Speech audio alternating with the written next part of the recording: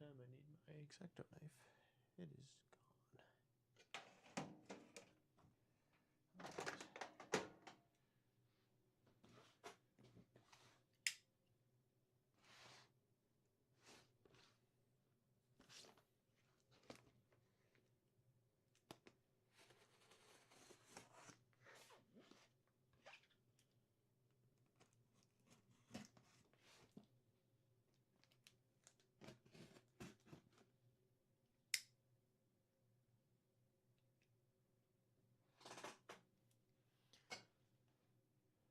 Hello, hello.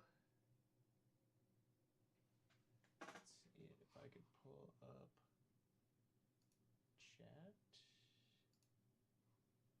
If there is any.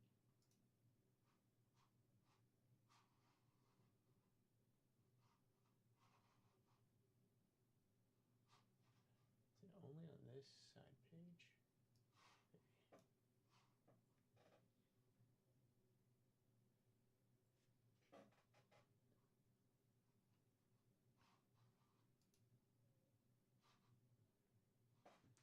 Let's see, yeah, let me know if you can hear me first off, because I'm using a new system compared to what I did last time.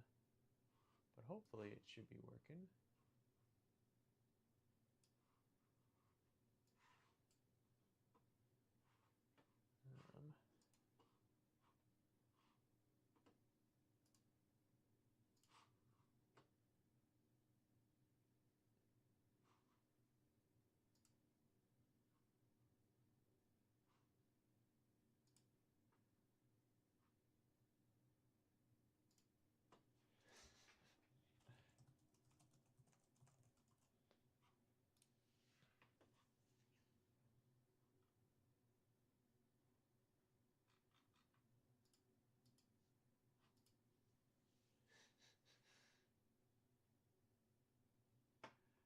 Seeing if I can pull up, let's see the chat, there we go. That's what I want to see. Okay.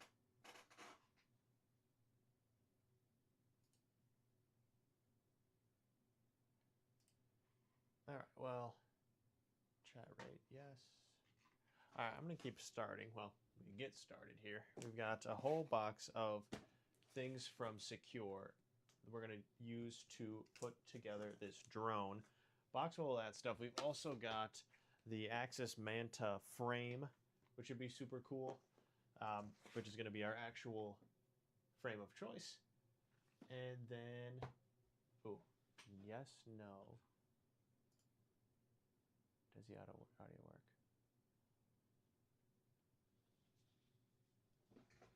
Yeah, so the Axis Manta is going to be our frame. It's going to be a 5-inch quad, but it's going to be running some 8S batteries, which are from HobbyKing. So these are super cool. This is sponsored, by the way. So there should be links for things, or at least there will be in the description. But we've got an Apex 1.5 or 1500 milliamp 8-cell battery, which should be an absolute monster. It's just going to be huge. Kind of quiet. Okay, I can do something about that. How about, let's see, kind of quiet. Let's see.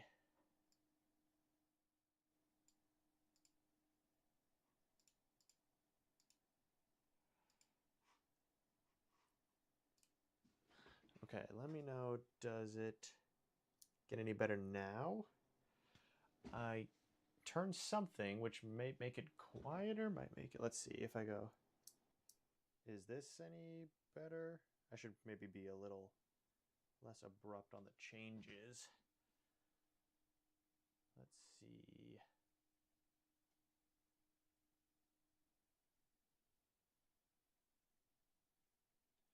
Testing, testing, testing. That looks like it's way down there.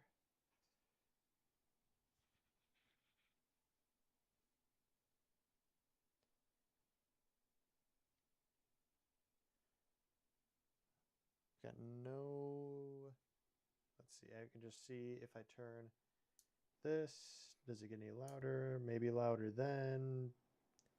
Oh, that's like the max. I could like manually turn it. Or if I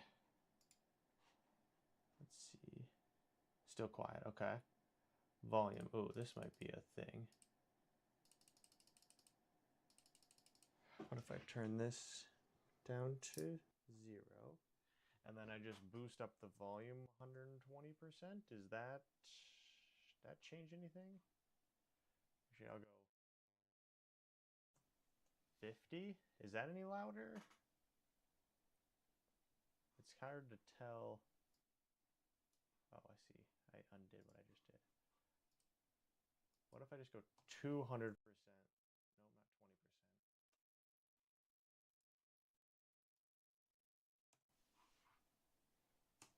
Okay, that should be, that was twice as loud, or at least 200% louder. Maybe. Maybe. Testing, testing. Is it any louder than it was before? Maybe. And if not, I don't know. Well, I'll just keep plucking around. But this is a good test because I'm on a new streaming, well, a new PC, so I had to reset up all the settings. I'm also using my microphone that I normally use in the videos, but I attach it to my computer for this reason. Phone on max volume still is fine, but it's quiet. Okay, I'll keep trying to change it. Let's see, phone on max. I'll go up to 500%. Okay, is this any louder? Def louder, but go 300. Okay, I tried 500. I think I can see the little dial moving.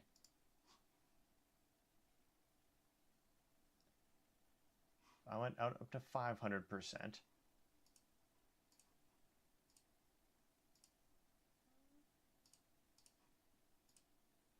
Any better now? My goal is for it to be like middle volume and not have it be super loud. And if we're starting with just making sure this works, that's great, because gotta figure that out first before I get anything rolling. Is better? Okay, all right. I'll try. I'm gonna go up to 1,000% volume. Okay, this is now 1,000% volume, which I don't know why that needs to be at there, but we know, whatever, we'll figure it out. 1,000. This is 1,000. I'm looking at the little like audio thing on screen, and it says it's almost peaking the little yellow, but just almost there. We also got a new up there camera, so that's nice and fun. Makes it easier to stream with the heads down stuff. But also we got the normal iPhone camera, which will be this way, looking at all this cool stuff. Still trying to figure out a good way to get the iPhone to like be more native in this whole setup, but whatever. That's, yeah, going around 1,000% more volume. So if that is, if 500 is good, hopefully 1,000 is the best, or at least better. But yeah, keep letting me know. Try 1,200. Okay. We'll do 1,200%. Okay, that's now 1,200%. I'll call it, well, keep letting me know if it's not good. But yeah, I can keep changing it. But yeah, we got some real nice batteries where we left off, which these things are massive compared to, like, this was my old quadcopter battery that I've used. This is a 4-cell, 1,300 milliamp, and it just dwarfs it. It's just huge. And it's also, yeah, 1,500 milliamp, 8-cell. So this thing should punch like crazy. So we have 2 of these somewhere. Oh, yeah, here we go. 2 of these Apex batteries. These are from HobbyKing. Super excited to test them out. They should fit really nicely with our quad system. So I'll put these off to the side because they really won't be needed until like the very end. So we'll go with that. Again, we've got our Axis Flying Manta frame, which I'm really excited to put together because it is all really cool. Okay, cool. Thank you. I appreciate the feedback from the engineering adjacent. But yeah, I don't know why I had to turn up the volume 1,500 times or percent, but whatever. We got the frame, which I'm excited about, and then this is all from Sequre. So we've got just all sorts of accoutrement. We've got, for starters, a whole bunch of propellers, which are a whole bunch of sets of them, but that's because we're probably going to crash, and first things that break are going to be props. So I'll put that here for now. What else do we got in our goodie bag here? Receiver. This is going to be ELRS. It's the Sequre ELRS dual antenna setup. Should be really nice. Get that long range. I want to test out how far that'll go, especially with our VTX setup that we're going to use. What else? Oh, we got another ESC we're going to test out. So this isn't for the drone build, but I'll put this to the side for now.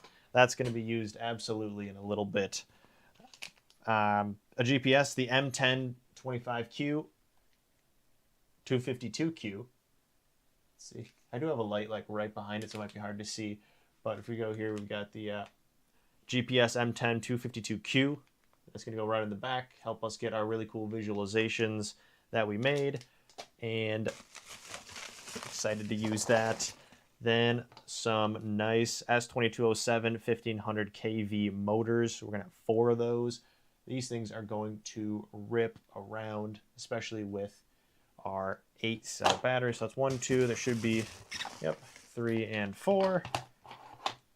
And then what else? Oh yes, this is our Sequre H743 and the E70 G2, which is the AM32 flight controller and ESC stack, which is really cool. And last but not least, we have the link to help us update things if we need to. So that is our full box of stuff,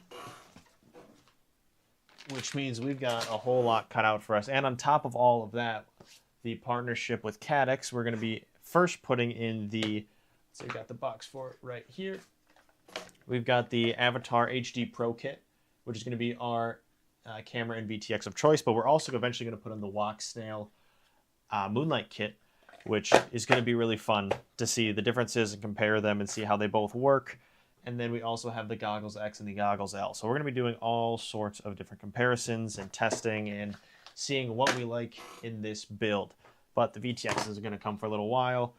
I think we got to start with the frame because everything goes on the frame. Without that, we don't really have anything. So I'm going to put everything else back in here for now.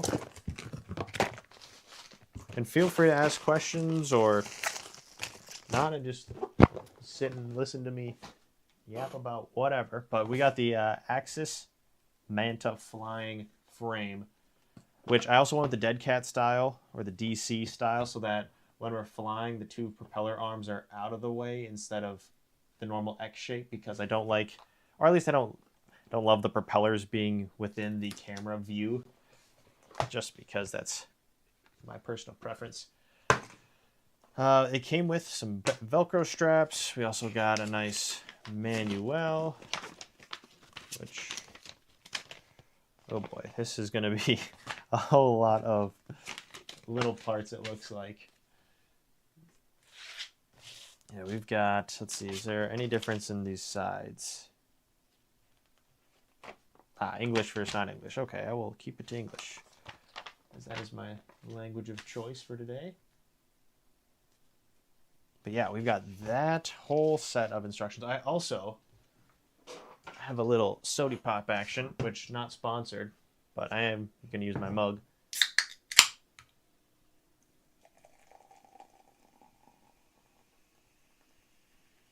I just thought of that because I was getting thirsty.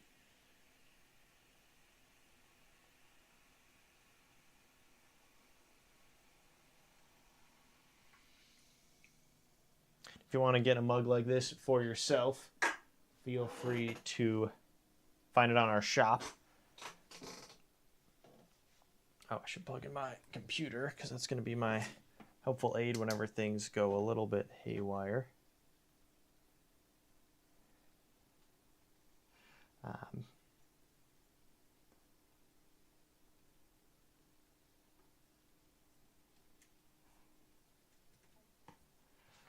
But yeah, let me know if there's anything. Let's see. .p for me, not sponsored. Yeah, eventually maybe we'll be sponsored by the Coke family, but for now. Wow, that is refreshing. But again, not sponsored. You can't see what we're doing.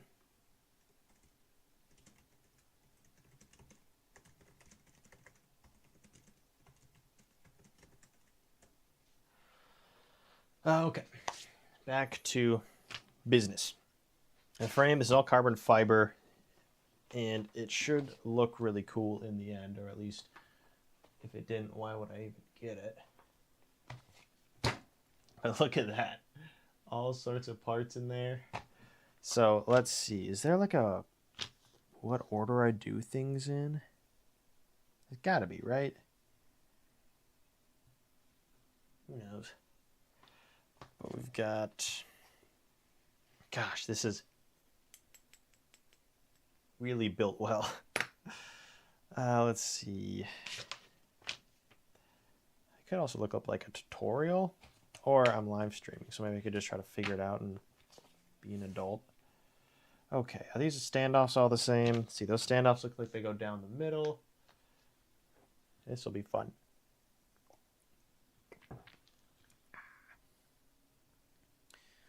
So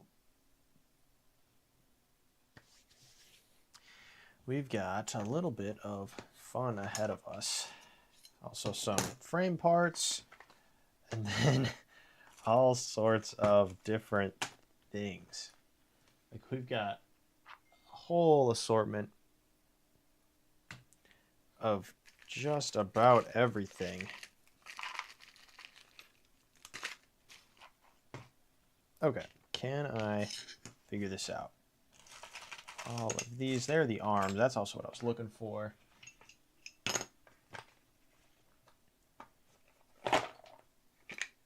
There are so many cool 3D printed parts in there too. So we've got a lot of work ahead of us.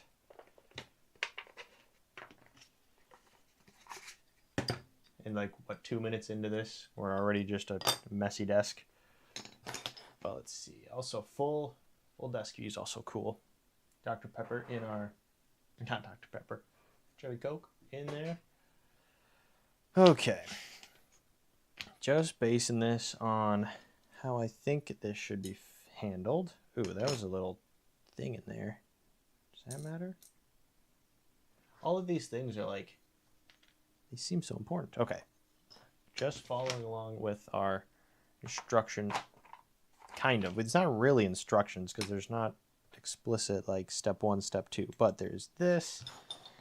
And these blue screws are the M3x10, M3x10, kind of like a puzzle, but for adults. Need M3x10. Oh, did it come with LEDs? Looks like it.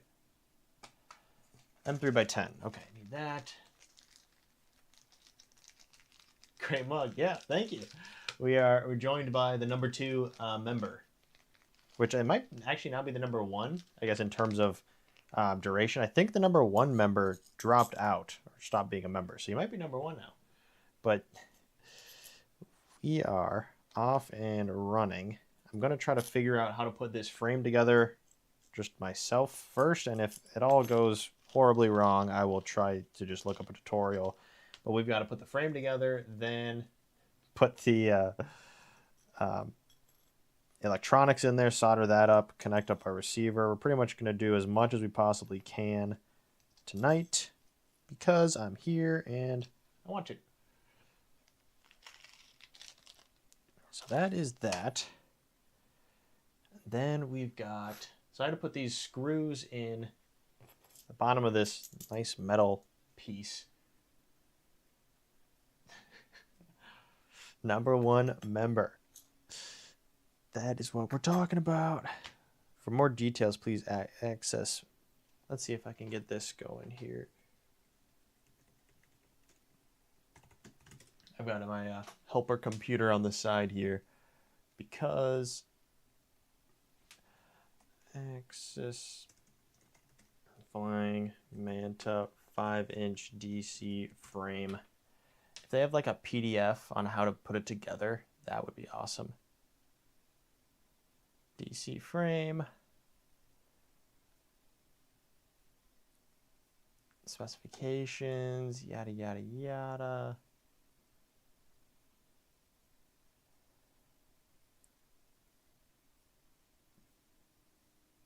Please just like a how-to. Oh, product manual.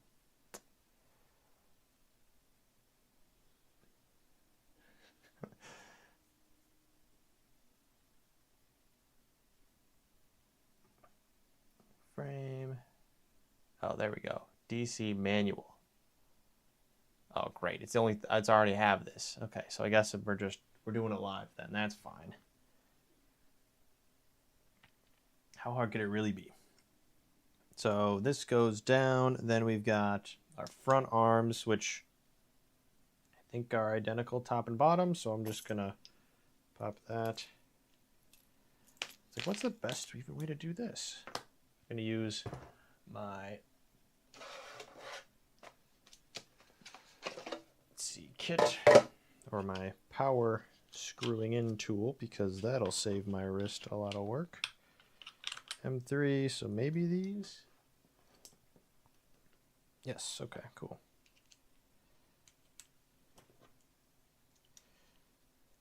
Oh, do these even screw in? No. What do they screw to? Oh, do they screw onto this?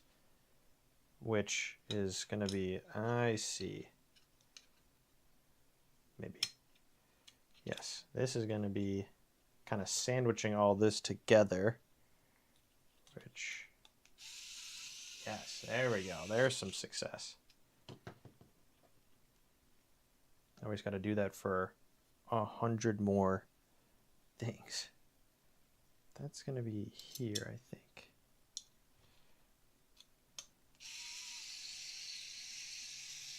Also, thanks for joining on a Friday night. I don't know if that actually did anything. Screwed in. Nope. Screwed into the wrong hole.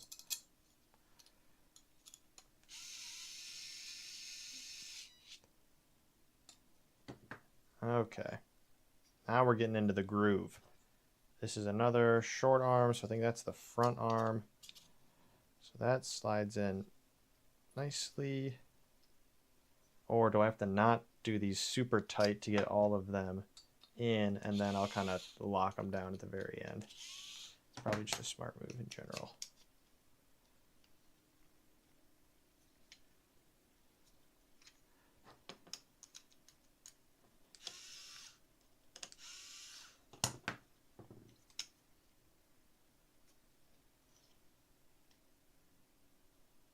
Trying to line these up, eyeball them.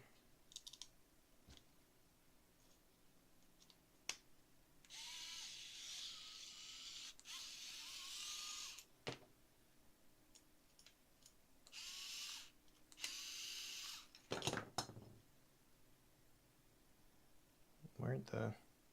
Oh, it's here.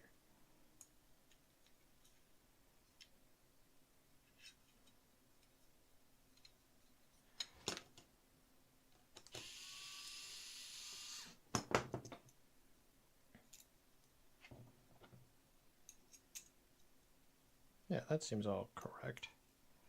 And these just fit in the back. And then once these are in, then that goes in here. Keeps everything locked in like this. Now I can screw these in.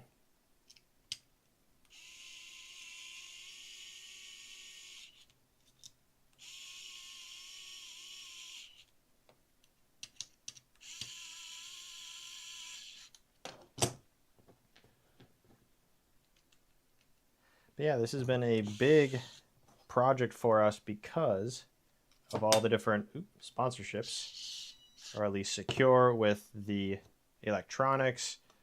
I guess we had to buy the frame, which is why we chose the one we did. But then HobbyKing with the battery, Caddx helping with the FPV system. It's just all a really cool kind of conglomeration of a bunch of different people and projects all coming together. Don't know why that one didn't want to screw in by itself, but whatever. 2 arms are in. Okay, and then again, I don't think these are need to be a certain direction, but if they do, we'll burn that bridge when we get there.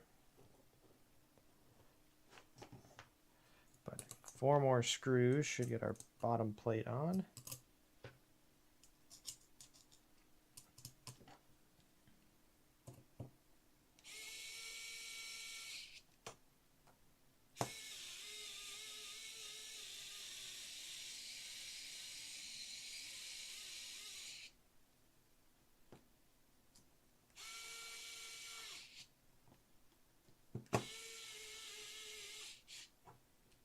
All right, bottom frame is finally all put together.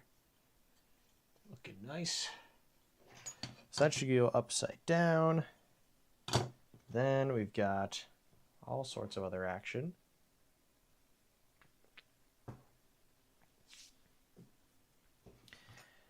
These can probably sit in here for now. Same with the majority of this stuff.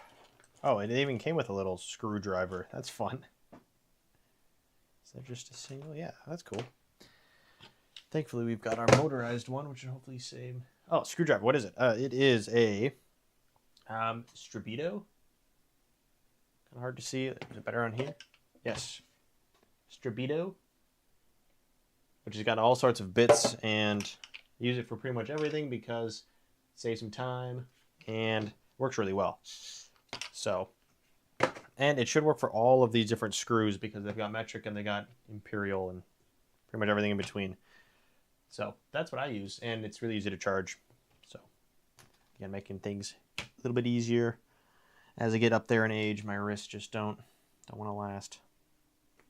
But now I'm looking at this, I'm like, okay, I did this bottom part, which is screw the bottom kind of metal part into the carbon fiber frame. But it looks like there's a little, ooh, this thing? No, don't tell me that that has to be within there. No, it's too big for that. Right? Uh-oh, it might not be. Pretty nifty. Yeah, they're pretty cool. I think this is supposed to go in here, but it's like, you know what? Better do it now than later, but it's supposed to go in. That's also why it's nice when I make mistakes, you can fix it pretty quickly.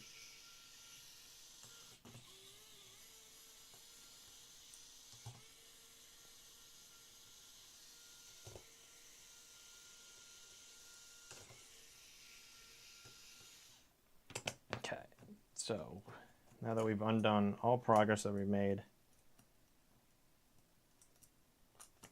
in 1 second of mistake, if I,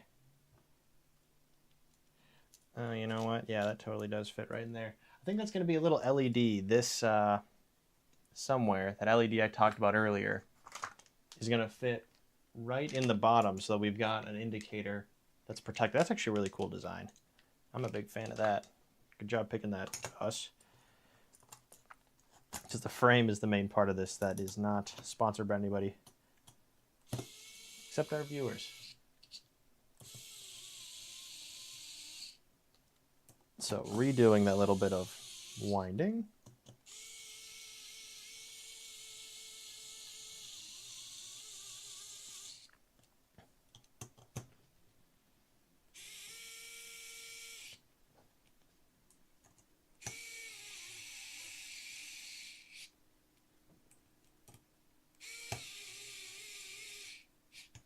I hope that this isn't going to be like a takes multiple hours to get this whole thing up and running, because drones have come up quite a long ways. Now we are back to where we started, except does this LED have to go in there too? No, because you have to solder to it. How do they expect you to get that in there? You know, I'll cross that bridge later. When, I don't know. But there is a spot. Maybe it just sits on the bottom and then like looks down. But now, like I was saying, greetings from Argentina. Wow, welcome. That's fun. That was a very fun, hopefully it's not in bad taste, but it was a really fun World Cup to watch. So congratulations on making that far. We only made it to the round of 16. Us being the US, that is. But greetings. We're trying to put together this frame here. We've got a Atlas Flying Manta frame, which has very little instructions ahead of me. So I'm doing my best to put it together as much as I can without repeating too many steps. And it is coming along nicely. We've got a whole bunch of parts ahead of us. But looking at our instructions, I think, see there's two of these, no, there's multiple orange screws. Orange screws are countersunk head screws. But what would they be screwing into? Oh, the frame. Duh. Okay, orange is M3x8. M3x8. Those don't look right though. M3x8. Countersunk. Is there some M3x8 countersunk that I'm missing? Oh, there we go. That's got to be countersunk. I only need 2 of them. They go here. Oh, don't tell me that they're different. No, they're not. All right.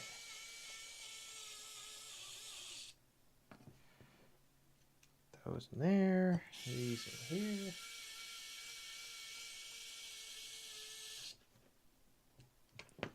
Look at that. Coming together nice. Okay, yellow screws.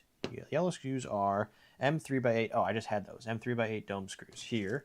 They go up through the bottom and secure onto these standoffs, which one of them is gray and smaller. That can't be important, can it? Probably. 1, 2, 3, 4, I assume, are the 4 that we majorly care about. The other ones will come later. So 1, 2, 3, 4, 5, 6, it looks like yellow screws go through the bottom, then through 1, 2, 3, 4, 5, 6. 1, 2, 3, 4, 5, 6.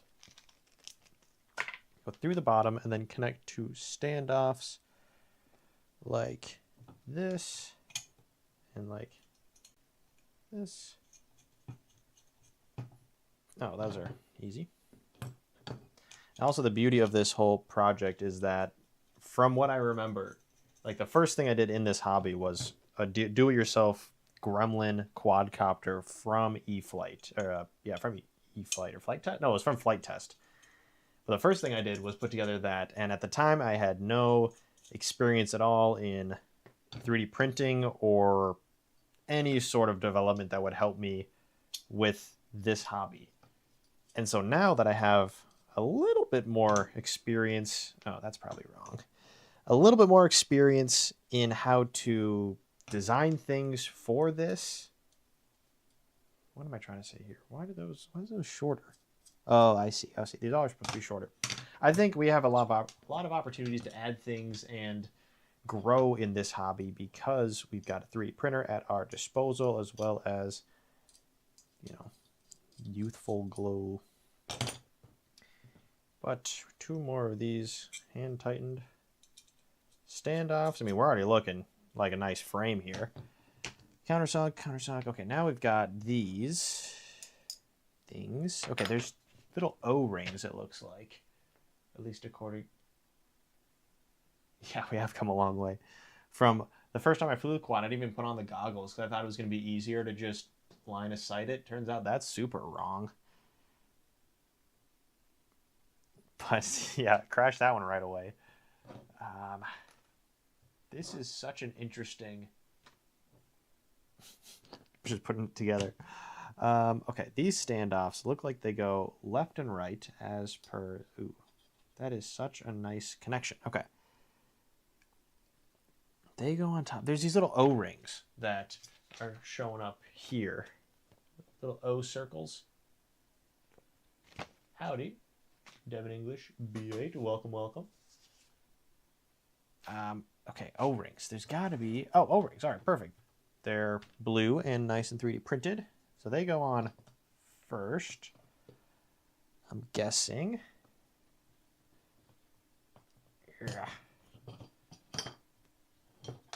Got that down there.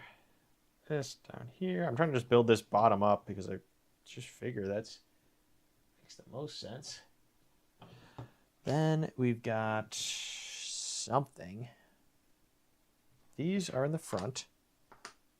Now, oh, okay. They're 3D printed. That's really cool. This looks like it's facing down, so I'm going to put this right on top. Oh, they probably squished together because they're all 3D printed, so it's like they're not metal on metal. They're metal on not metal.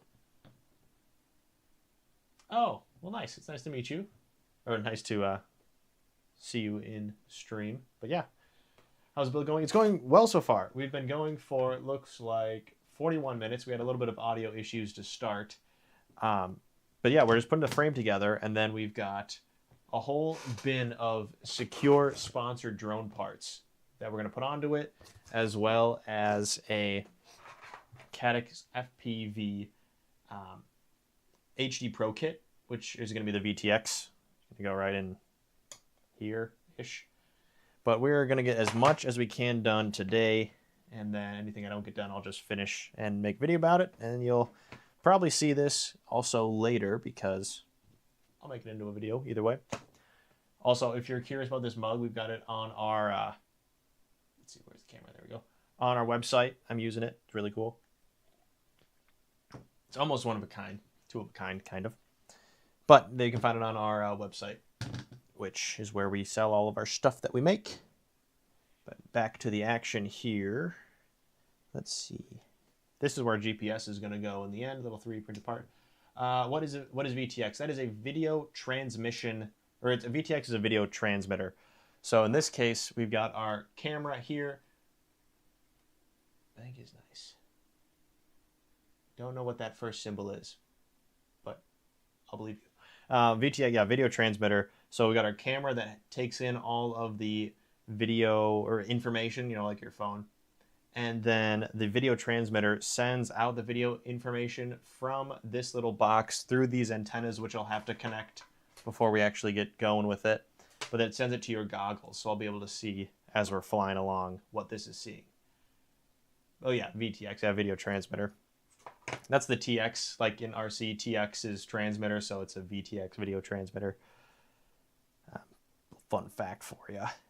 But eventually we'll put our GPS module we got from Sequre in there, and it looks like we have blue screws. Blues are M3x8, M3x8, 3x8, not countersunk. Oh, there we go. Oh, the last two ones of these. Okay, that's nice. So we're done with the M3x8. No, that can't be the last ones because self-tapping screw.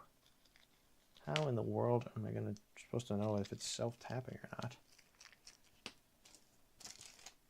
Ah, that's got to be self-tapping because they are pointy. Oh, also it makes sense because it's going to be screwing into the 3D printed material, so it needs to be screwy-y. So that goes in like this. Get those in. Also nice that they have these at a little angle. There you go. Yeah, now you've got it all figured out. But let's see, we've got this should screw in through there.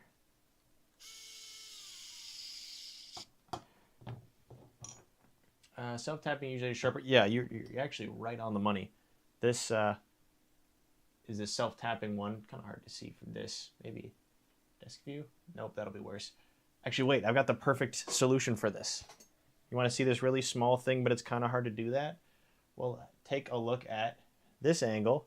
This is going to be our self-tapping screw. It's upside, well, it's not actually upside down. This are self-tapping because it's pointier. So that's how you can tell it's that, versus the non-self-tapping screw is flat at the end. Look at that. So professional. Had an answer for everything. but yeah, that's you're absolutely on the money.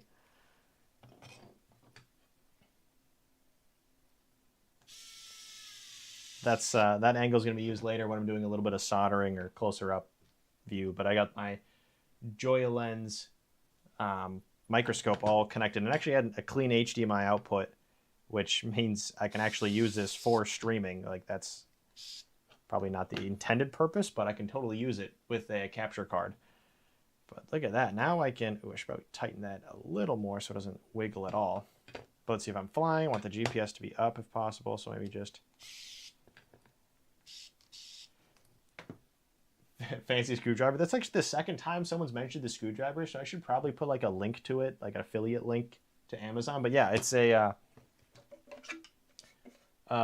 Strabito screwdriver set, and I use it for everything because it's got metric, imperial, pretty much everything. It works really well. But yeah, it is a cool little system setup. There we go. I also like the blue. I think it just looks cool. I could totally reprint all these parts in a different color if I wanted, but I don't want to. Plus, they came with it, so why would I not use it? Now we got this little back piece, which looks like this is going to be where our antennas come out of, which I'll probably have to... I'm glad I didn't connect them because I will have to unplug and then replug. Also trying to figure out the best way to stream with the different camera angles. Like, this camera angle is a nice 4K, I forget the company, but it's facing straight down, and I really like this view. But I use this view quite a bit, and this is just my iPhone camera, but it's not native with Windows, so there's a little bit of workarounds, so it's a little annoying. That's neither here nor there. Plus, you're probably less interested in that compared to the actual drone that we've got on the desk. But yeah, great. Yeah. It is a really cool tool kit thing. I just got it on Amazon, so I'll eventually I'll put a link in the stream to an affiliate one if you wanted to use that and help us out. If not, Strabito, it's cool. This is going like that. Then we've got, let's see, is there anything else I got to do down here? No. I am a little intrigued. Is that going to be too high? No, it looks like it goes on there, but now that these look way too high. What am I missing here? Come on, brain, help me out here. What are we missing? It's got to be, because it goes that little thing, then this, then this. That all looks correct. Why then is that so much higher up?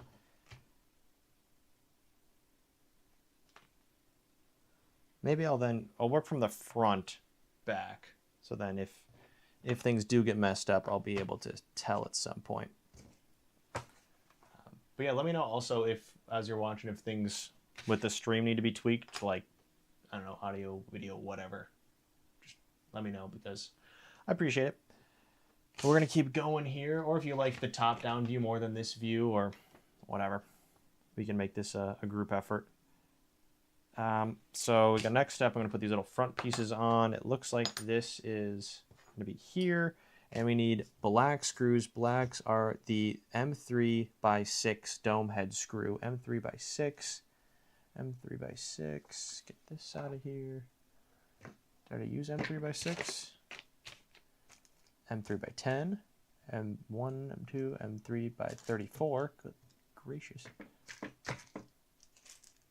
M3x8, M3x6, 3x8, alright, now I'm starting to go crazy, M3x6, 10, M3x6 two-piece, oh wait, that might be it. Why in the world is the M3x6 in the own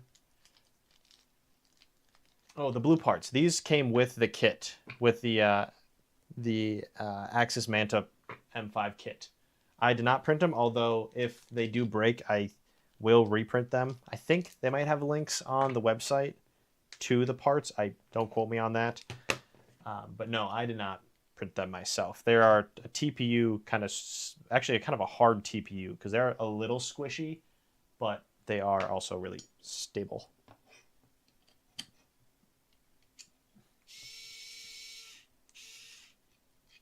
Maybe I should screw it into the part.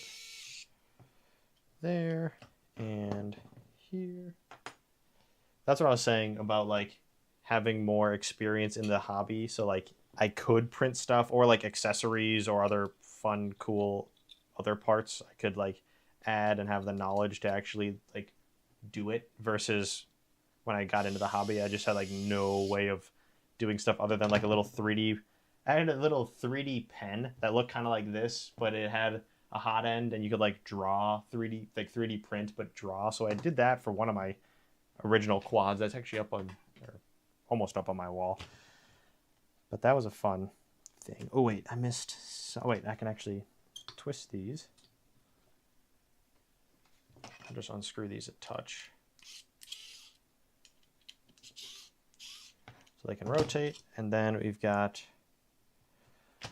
there's another 3D part that has like this, maybe? Okay, these are all for the arms. This is for the top, which I don't even think I'll use because the camera I'm using should be good enough that I don't need any extra weight like that. What about, it's got to be this then. And it looks like this goes facing in.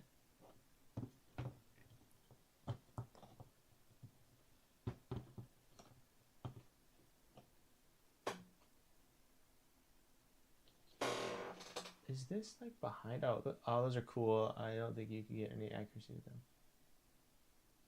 Oh yeah, they were pretty rough, the things I made. Like I made or drew a little, at least if this is what you're talking about. I drew a little mount for an LED bar on my old quad, which was just like, it took a while of just going like back and forth for a while to build up just like the enclosure to keep them in place. So like they were, by no means was it like pretty, but it did work. And it was cool. And then that was, I guess, the first introduction to 3D printing. I'm curious about why this is here. Like, what is that going to help us with? Two, like, circles. You can see that. See this blue 3D printed part right down the barrel? Why is that there? Maybe helping route cables or something? I don't know. Let's see. These blue parts will go in... Looks like the inside. Oh yeah, they'll help like squish the camera. Actually, we can see exactly what kind of help we'll need. This goes like this. Oh yeah, see, the camera by itself is not wide enough. See up front here, little space. But if we throw in these little blue pieces, that'll add a little extra spacing. That should hopefully wedge our camera in place. And also protect it quite a bit because there's this nice metal frame around it. So if we accidentally take a header into something, we can protect it. Oh yeah, perfect. That's really nice actually. It fits in snug, and it's of course going to screw in, but that'll be a nice fit. And then I got to assume those two things are for putting cables through, but, or maybe it's just the VTX lead goes through. Someone's probably had this problem before I have, so maybe I'll look into that, do research before I just throw this on. Cherry Coke break. Hopefully that's not too loud. The microphone is right next to me. Also, a squeaky chair. I don't know any chair companies that want to sponsor this channel, but that'd be cool. Moving on. See, back to the desk view to see kind of where we're at. We are still doing the same thing we were. But I am curious because this back part sits higher than I think it should. And I don't know how to combat that yet. Or, no, those look the same. Also the question, no, those are for sure shorter. There's two shorter standoffs. So you don't mount it to anything. You just wedge it. Oh no. The camera will wedge in there, or it does wedge in there, and then there's also, get you this angle. So there are screw holes still on the side, right here. So you can mount it. Actually, would this be better if I go up here and then show it like this because it's 4K? But see, there's screw holes and the mount. So it'll wedge in there with friction, and then you'll screw 2 different holes on each side so you can lock it at whatever angle you want. But no, it's for sure really secure in there. Hey, Sequre, that's who sponsored this. But yeah, it's pretty well in there. Yeah, so back to that issue I was thinking. So you might be able to see it, but this back part is higher than this front part. And that's the totality of our issue at the moment.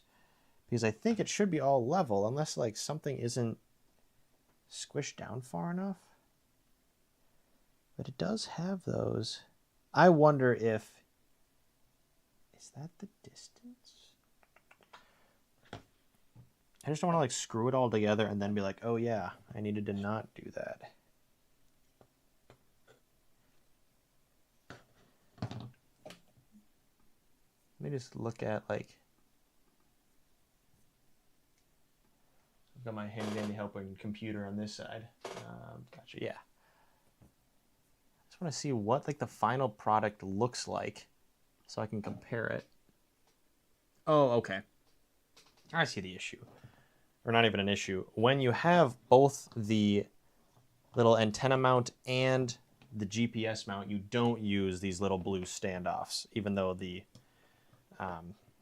manual says you should. You just don't. At least looking at the online, like the website, they just don't use these with the other ones. So, crisis averted. Thank goodness.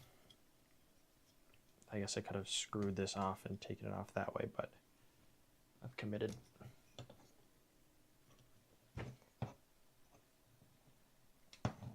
Okay, then this one on first, slides all the way down.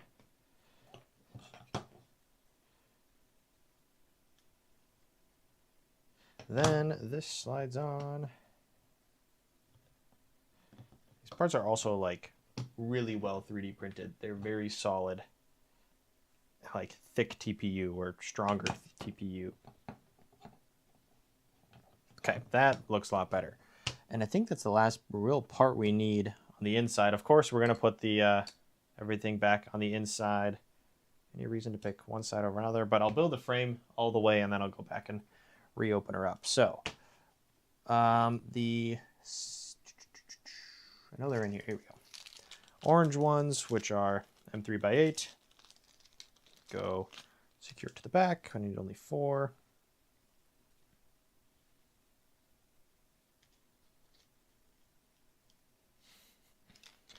Well, I hope you have a good night too. It is now also 10 p.m. my time, so it's just about that time for me, but I'm going to keep charging on. But thank you for joining, the one Devin. Appreciate it. But hopefully you'll see a completed drone on the channel sometime soon. But I'm going to soldier on.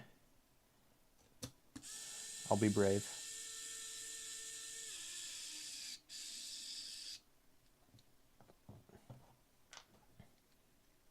And of course, all these screws will be coming off before we're done because we're going to have to fit all of our electronics and whatnot.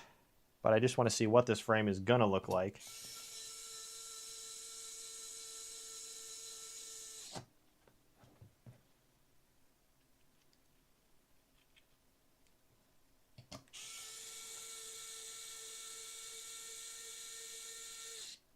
Then, let's see. 2 green ones. Green are M3x8. Oh, great. I had M3x8s. M3x8 dome screw. Why did they specify dome screw? Like, I'll listen, but why does it matter?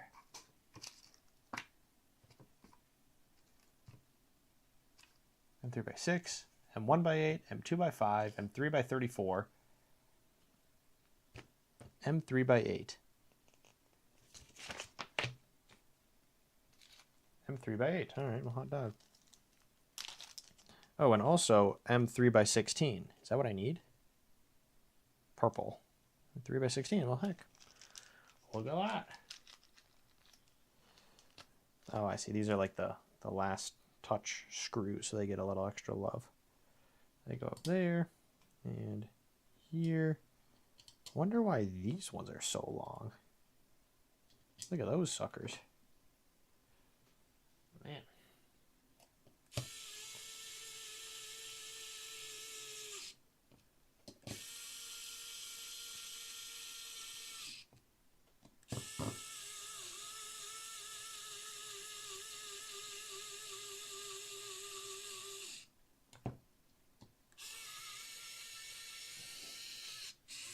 I gotta remember that I've got to give a good angle. Oh, that's not even going in.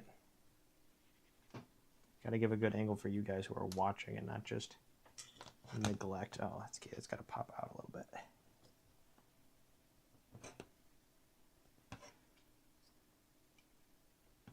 Am I off by just a hair?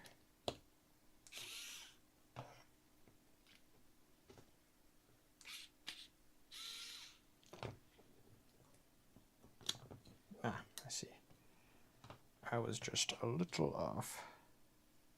And again, these are going to be unscrewed in probably a couple minutes, so.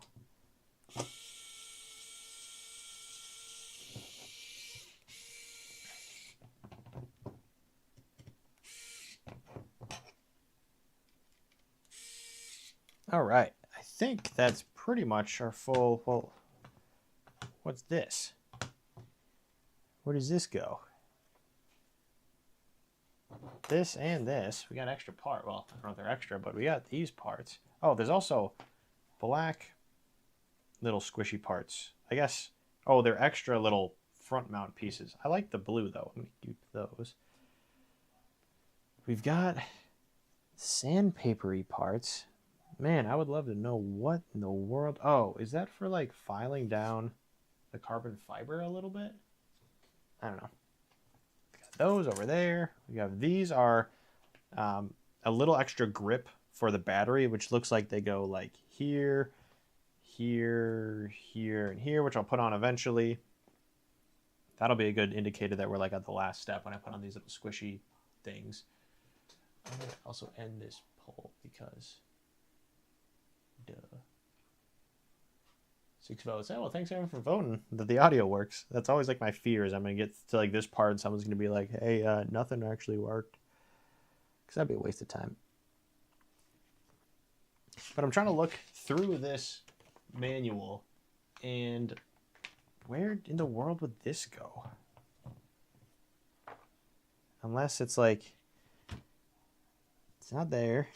It's not there. Is it up here? Oh, it looks like it would be. Why would they want an extra one of those, though? No idea, but if at some point I run into an issue, it's probably because I'm missing this. So keep that in the back of my mind. That's our frame. Oh, I see. This little part, which is the Axis logo, goes inside here. Like once you put this in there, it also says that you put that in there so that it shows the logo as you're flying. I think I'm going to leave it out because I like how it looks right now. Just a wide open thing, but that makes sense for that on that front. What doesn't make sense is this other part, but I will choose to ignore it. Hope that it gets better. Great. Also, M3x10. Oh, that's probably for like the board on the inside. This M3x10. M3x10.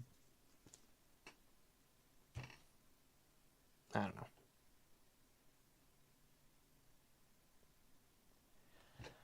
But now that we're here, pop break.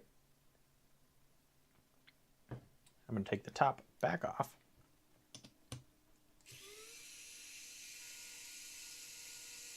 I'm going to do the smart thing and put these back into the correct bag.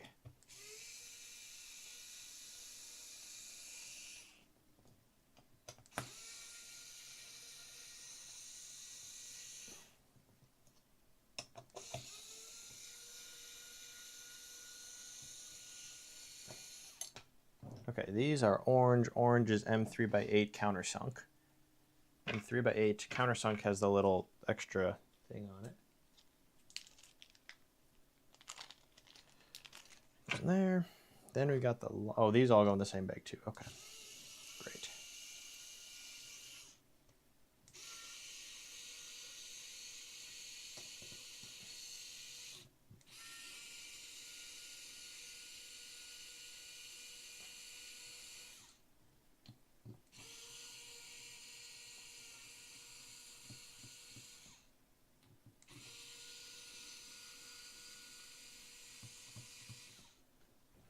Okay, these all went in this extra baggie.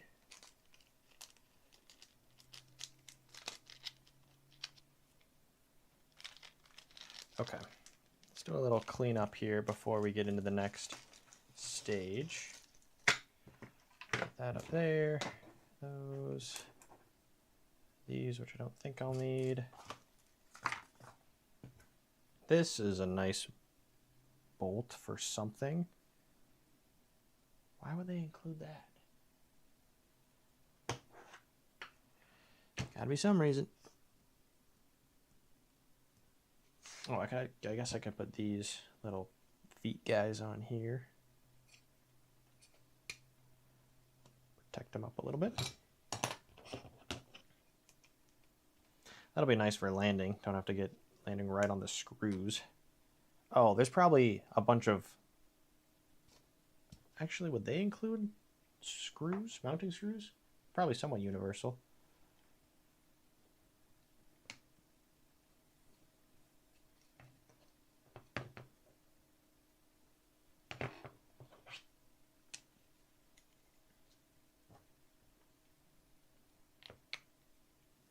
Okay, that's what our frame looks like, which looks really cool. But next, I think we should probably try mounting up our stack in the middle, which will involve putting some long screws right down Broadway, which should be in here.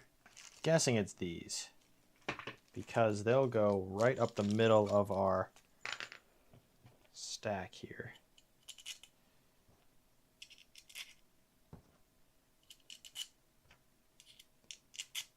Oh yeah. See, and then we can mount our flight controller, which it should be that size. I don't know why that all of a sudden looks small, unless you mount the flight controller back here. I don't know. We will see. But going into our box of things, we've got a nice, cool flight controller coming out of here. So again, we've got the Sequre H743 and the E70 G2, which is the AM32 based ESC and flight controller combo, which I'm excited to see how that actually looks.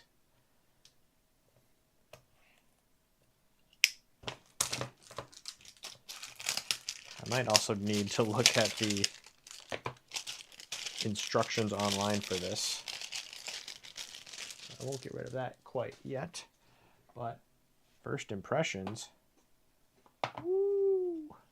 Oh, there we go. That's the manual and flight control, or ESC and flight controller. Looking really cool. Any other fun bits and bobs in here? Oh yes. Sticker and cool. That looks really nice. That back all in there. Oh, they actually came with their own screws. Oh, hot dog. That's, again, Sequre. Very cool. I'm going to get rid of these then, if they came with their specific ones.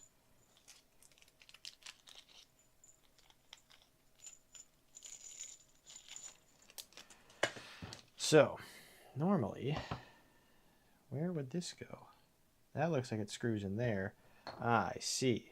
These screws are actually going to be in the wrong spot.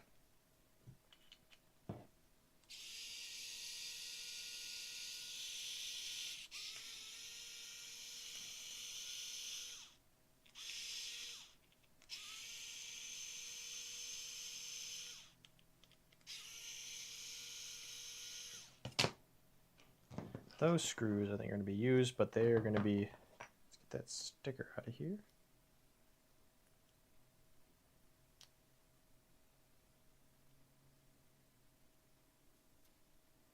Okay, flight controller, cool.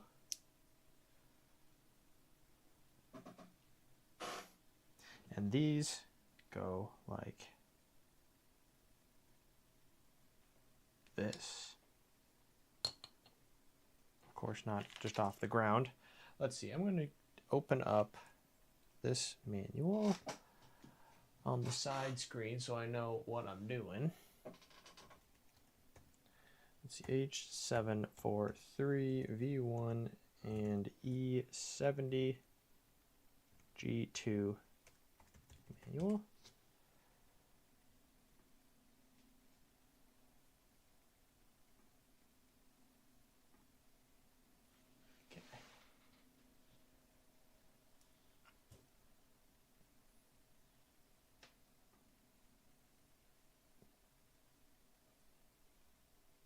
Okay, what in the world? Hyson 5? Oh, ESC series. E70G2. E70G2. Or is there a stack series? Oh, stack series. 743V1.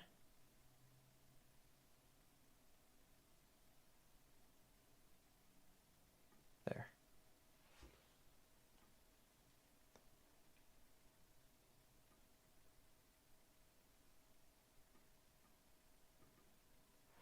Oh, okay, cool.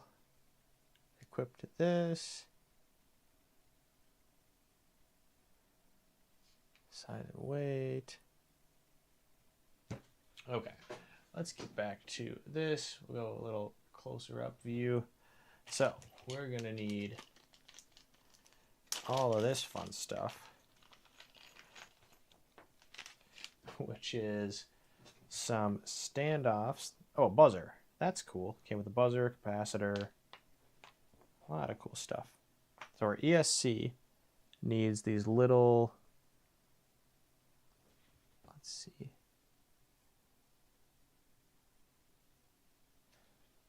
these little feet. They're gonna like fire in here, looking good.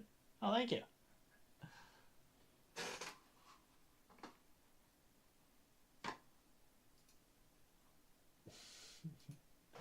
Yeah, we are. You just missed, if you just joined, just built the full frame. And so that is good. Now we're on to the electronics side of it, which this should be facing up. And then I remember this being difficult if you don't know this little technique for getting these little feet, little squishy things. Hot dog comment. Well, that right there would be a good partnership opportunity. If Costco wanted to sponsor the channel, that would go crazy. But I'm going to put this little foot through here. Now you might need to do this with like thinner string, but I'm going to try to weave that there and put that through there, then pull it. And then break the rubber band because it's super old. Push this through.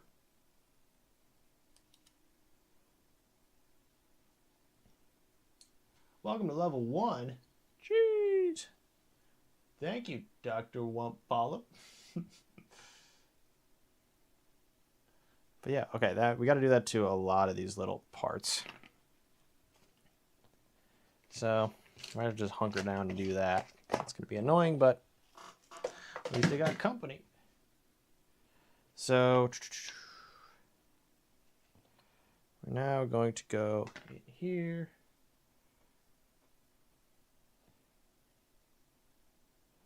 And fish this through.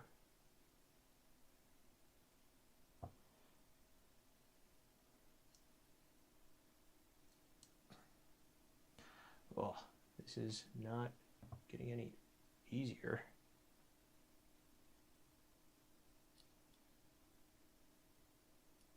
Try not to just wreck this little part. You know what? I think that rubber band strap was going to work if I gave it an extra second. What if I used a little wire instead? So I'm going to put that through there, then put this through here. This would be a great time if you have any questions or comments or things, because I'm doing this just slightly annoying, pulling this part through. That'll take a couple minutes. So if you had, oh, I did it upside down too. Perfect. But yeah, if you had questions or comments, now would be the time to do it. Or if you're the newest member and you wanted to do anything, let me know.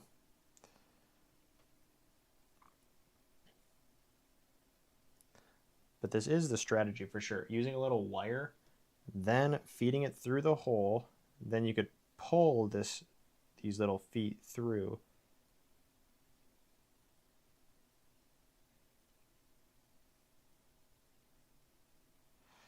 I say it's the way to do it, and then I just totally fail at it.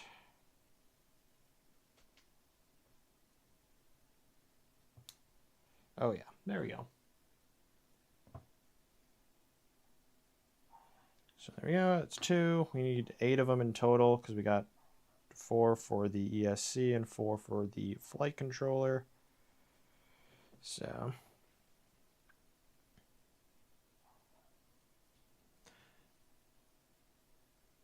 it's really not that hard once you get rolling with it.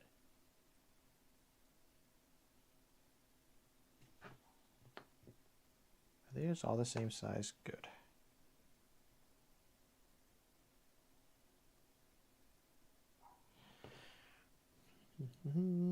So these little feet are super nice, not only to like space things out, but they're also rubbery, which means they will absorb any micro vibrations, or I guess it's a quadcopter, so there's just vibrations, period. But these will help absorb it, and they'll do a physical job at filtering out vibrations that would affect the flight controller. So it's got like a good step to have, or a good thing to add, instead of having these be 3D printed, because 3D printed, unless you do it out of TPU, they would be vibrating around as well. Now, that looks like it's this way up. So yeah, it's cool that they included these little rubbery feet to this project, or to like to the flight controller stack combo. Sticker went for a ride. Oh, right as I went in, pulled it out. Now I might have to do the actual wiring or like setup, not a part of this stream. Well, maybe. We'll see how far we get. Just because it might be a little tougher. But let's see.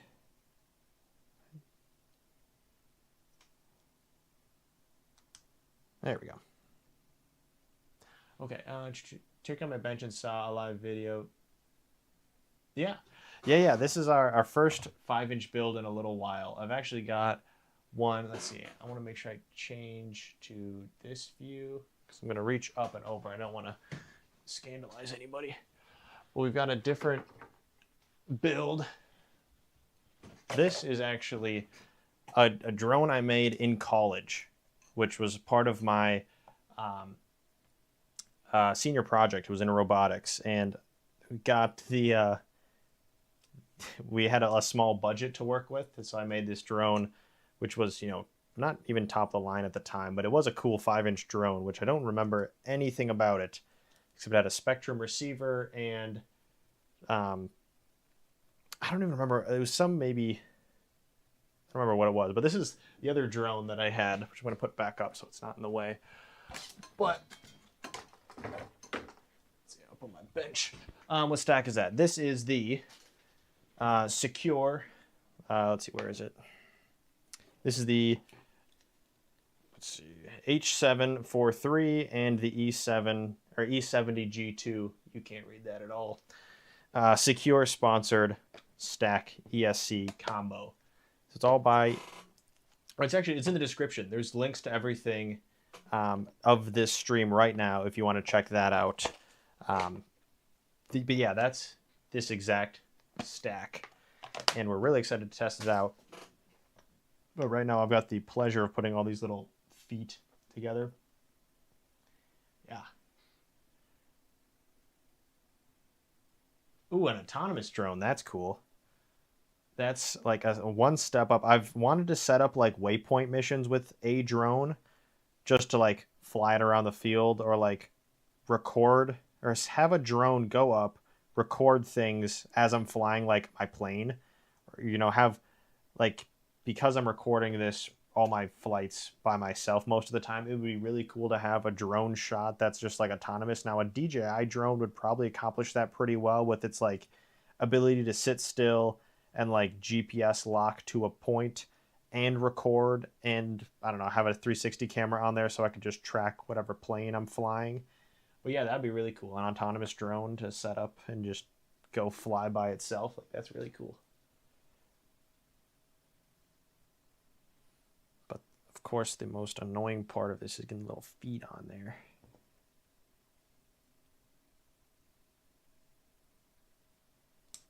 There we go. All right, so that should be both sets of feet all put together. Which, yep, they line up. So is there an arrow that says, actually, this should probably face the back because it's going to be there. Then we've got all of our motor wires are going to sit on there, run up the middle. This is facing forward, so I'm going to put it like that. And that is looking good. Pop brake. Okay, then these long screws that they provided go through there. Who do they screw? Oh, okay, I see.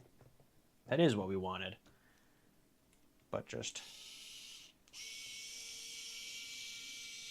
can't really see what I'm doing, but I'm just screwing these really long screws through the whole build so I can rest our stack on them.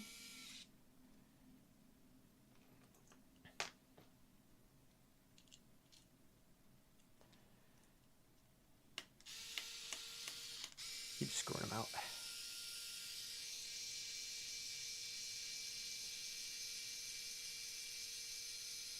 Oh, well, that's a bummer that they cost more because of...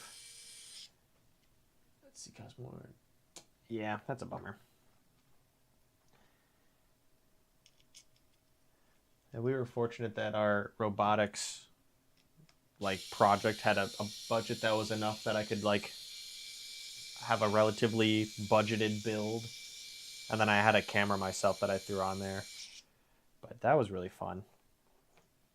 Then I got to go into like the center of my college and test it out, which is like usually you're not allowed to do, but since it was for school, they're like, yeah, okay, go for it.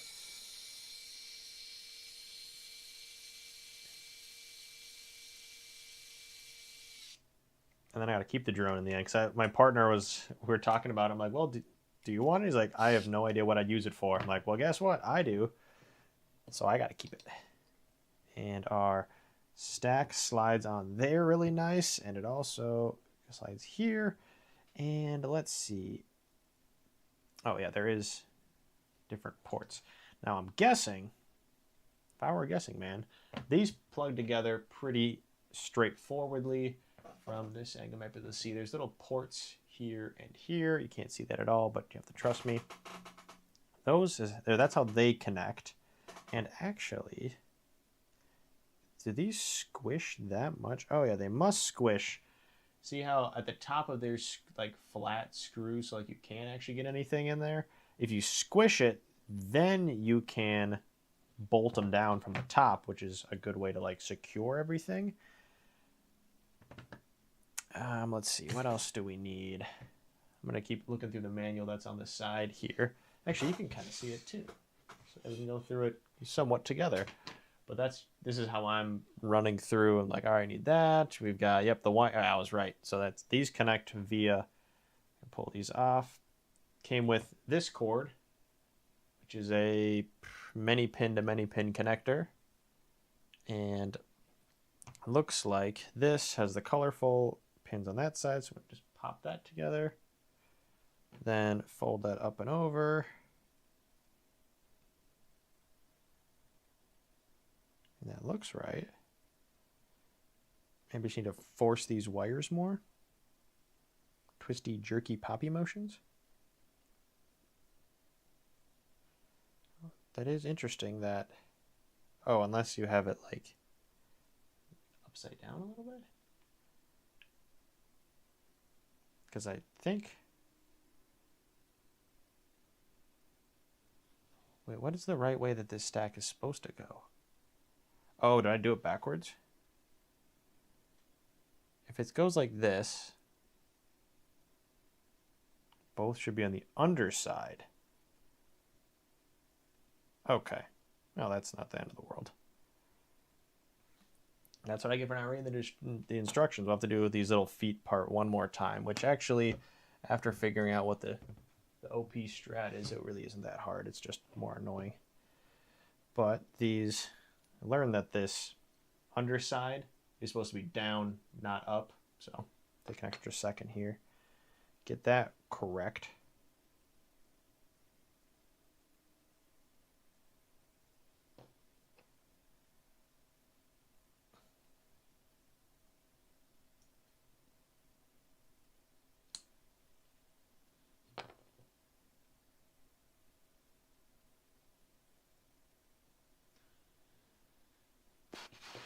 But what drone parts are you using in your autonomous drone? Or like, what's your setup on that? Because that seems really cool.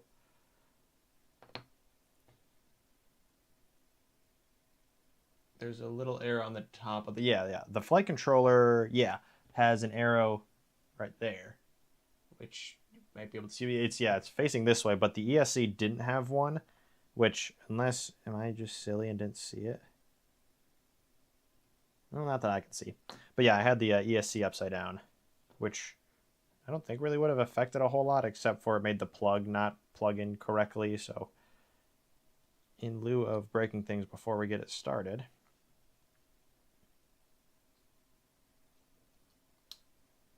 there and here.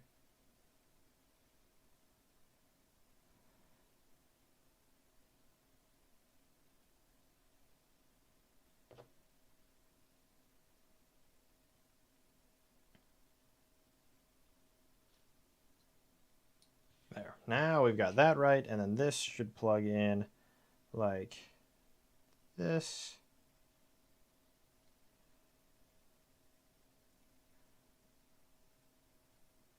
Am I going crazy? These sit on top of each other like this. This plugs in like that.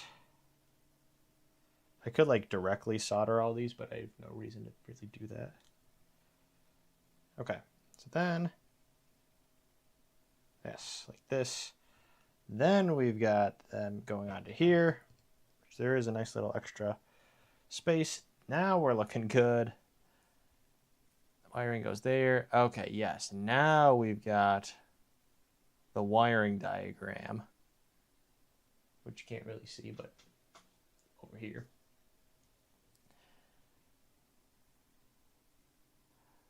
So the pad wiring diagram, we got a buzzer. You know what? I should really plug this in to make sure it works before I do any soldering, because that's like the #1 thing to do is before you do anything stupid, make sure the flight controller actually works, which is what I should do. I'll do that maybe right over here. So I should have Betaflight configurator. And this takes, oh, it's USB-C. Well, that's handy. I've got those cables all around. Except, of course, when I need them, then they'll be nowhere.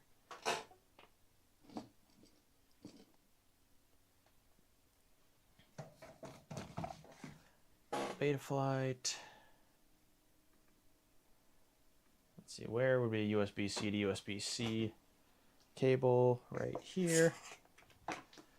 Good. So if I plug in this, actually we don't need this anymore, at least for now. Plug in this to here, then this to here. Again, we have nothing plugged in yet. I guess we got the ESC plugged in, but that's just making sure that we have connection warning. There's a problem with your detector. Yeah, accelerator. Okay, calibrate the accelerometer. Doing that. And okay, now we have the first forms of life, which is fun. Let's see if I go forward, backwards, right. It's hard to even see. Let's reset the Z. Let's see how I'm going this way. This looks all correct. I mean, it's really easy to fix if it's not, but that at least is our first yippee hooray that we've got a working flight controller, which is nice. We also have all sorts of other stuff to set up. Oh, I wonder if they have, let's see, Caddx Go Film, Caddx Furnace, okay. Video transmitter. Yeah, we've got a lot of stuff to set up in beta flight, so won't get ahead of ourselves yet, but that is good to see that it is working. So, go there, back to our wiring diagram, which is a lot. Oh, let's see.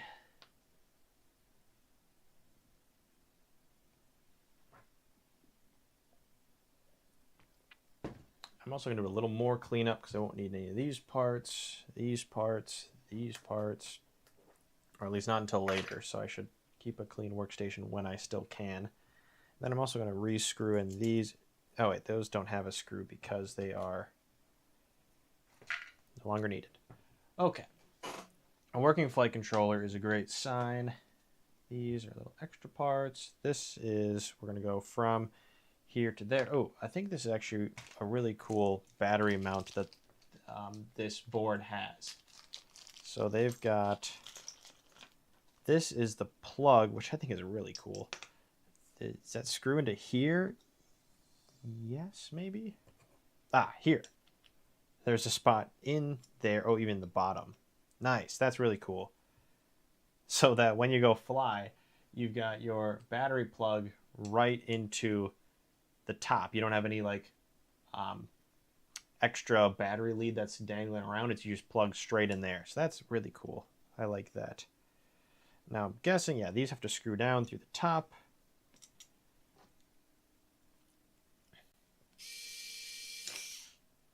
Now am I going crazy? Ah, that's a different size bit, which is why it wasn't working. The first time we've had to switch bits this entire project so far, which is really nice.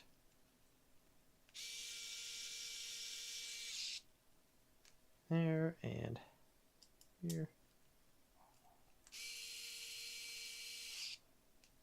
Cool. That's really sweet, actually. So that goes there. Wait, is this plugging in the front? Guess there's no reason not to. So yeah, that's going to go there. And then our big old battery is going to go right on the top here. Like this.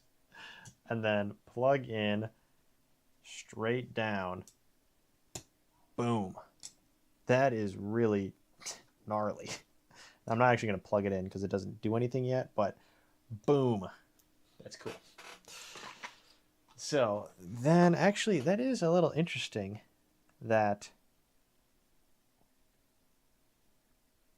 well, if you do this setup where you have the battery plugged in up top, you're kind of limited in where these big old wires have to go, because I'd have to go from the ESC back here up and over to the front, or I could use this XT60 that they have and wire it kind of your more standard way where you go up through the back and then up like this and through there, and then it would come out through the top, which would then allow you a little more freedom and leeway.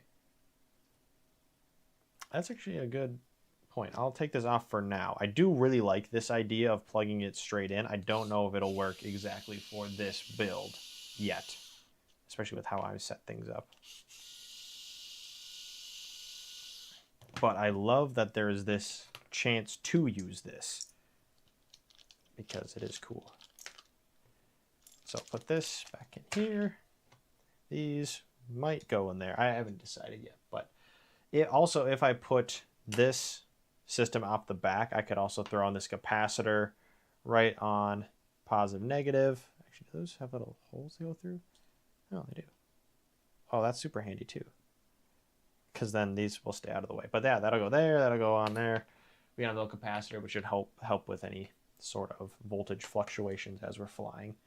Also, oh, they even have a dark XT60 or XT, yeah, XT60. I really like that. Big fan of a lot of things going on so far. But we have some things to address, like what direction we are going to go in. We've got motors that need to be put on. Of course, from here on, we've got a VTX that needs to be connected. Let's see if we've got this. Oop. And somewhere I should have the VTX wire. It's in here. This is the, yep, the right thing. Oh, that's nice. So yeah, this is the Walksnail Avatar HD Pro kit, which is the first VTX system we're going to be adding. The second one will be the Moonlight kit, but that'll come after a little bit of initial rounds of testing. Let's see, does this help the camera if I blast it up? Not really. So yeah, that's what we're going to be using first, and it's nice that they include a quick start guide. Like, that's actually really handy, because I want to get the camera set up too. So quick start guide, we're going to need this, yada yada yada, blah blah blah blah blah. Guessing this will go back here. Some orientation of that. And I need this cable, which the cabling should be here. Box of cables. Is that what I need? No.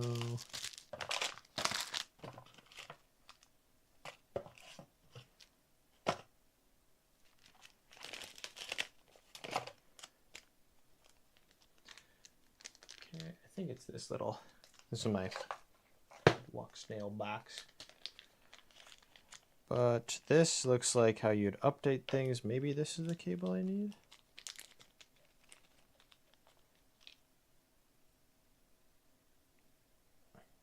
Little 4-pinner.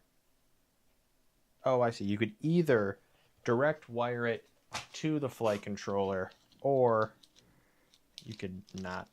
You could use the plug that comes with it. So as long as I have these parts here, this should plug in. Yeah, ports there, port there. I think it's these ports. And then we'll have all of our other wires.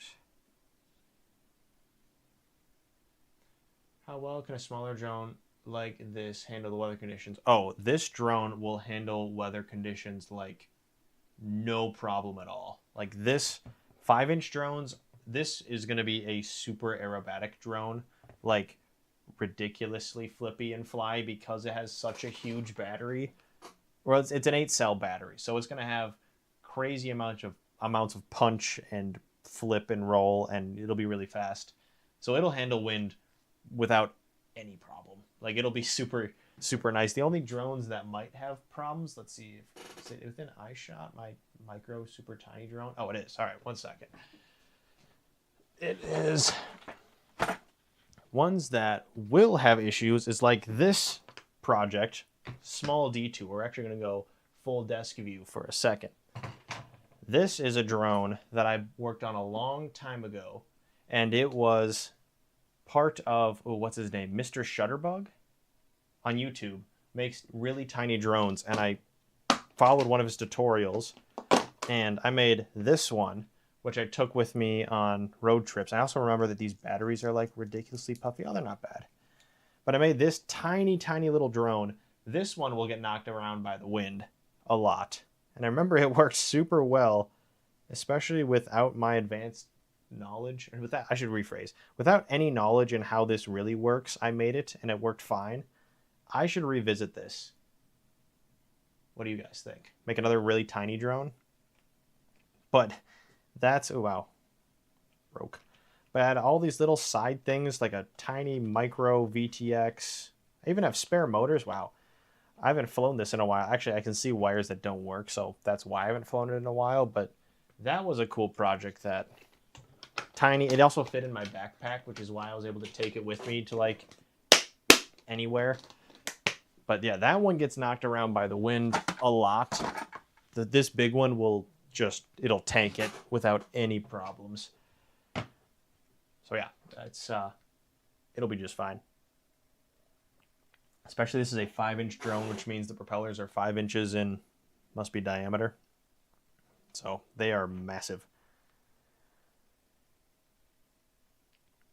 But we're getting back to this. Also, yeah, if you have a question about the other one too, I think it's Mr. Shutterbug. I should double check. Mr. Shutterbug. Yes, Mr. Shutterbug. He's on YouTube. He was awesome. I think it was a 65 millimeter drone. That's what that one is. So that's 65 millimeters, which caliper wise, 65 millimeters must be the full drone size. What was 65 millimeters about it? Maybe from motor to motor? I don't know. But yeah, that was the smallest one at the time. He's probably made smaller ones because he was really good at it. But maybe I should revisit that. That was super cool. But this is going to connect into here. At least it should.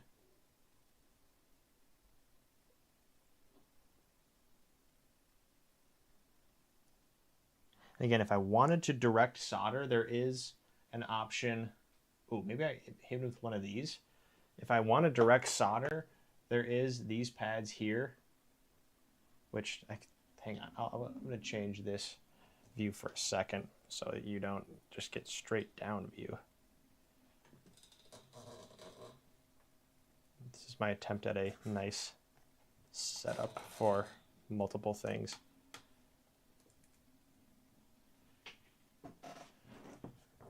Let's see. Okay, yeah, back to this view. But there, you could direct solder it to these pins here. The reason I'm not doing that, here's some more light too. The reason I'm not doing that is eventually I'm going to take off this connector and put it onto the Moonlight system. So direct soldering would just be a nuisance. So that's at least why I'm doing that. But yeah, okay, that's going to connect into there. And with this nice quick start guide, it says that this has to plug in here. And then, oh yeah, if I want to update things, I would plug in this little extra updater wire. I would put that into this other port, and then I can update things. But in the meantime, okay, I don't know if you guys can hear that, but some guy really revved his car, and it was really cool. But we've got UART-TX connects to Flight Controller RX. There's got to be somewhere on this board that is Flight Controller RX. Come on, I can do it.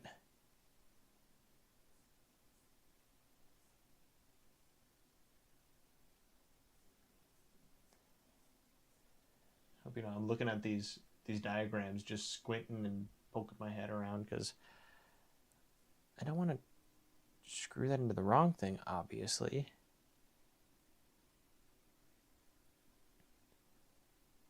Pad diagram, camera.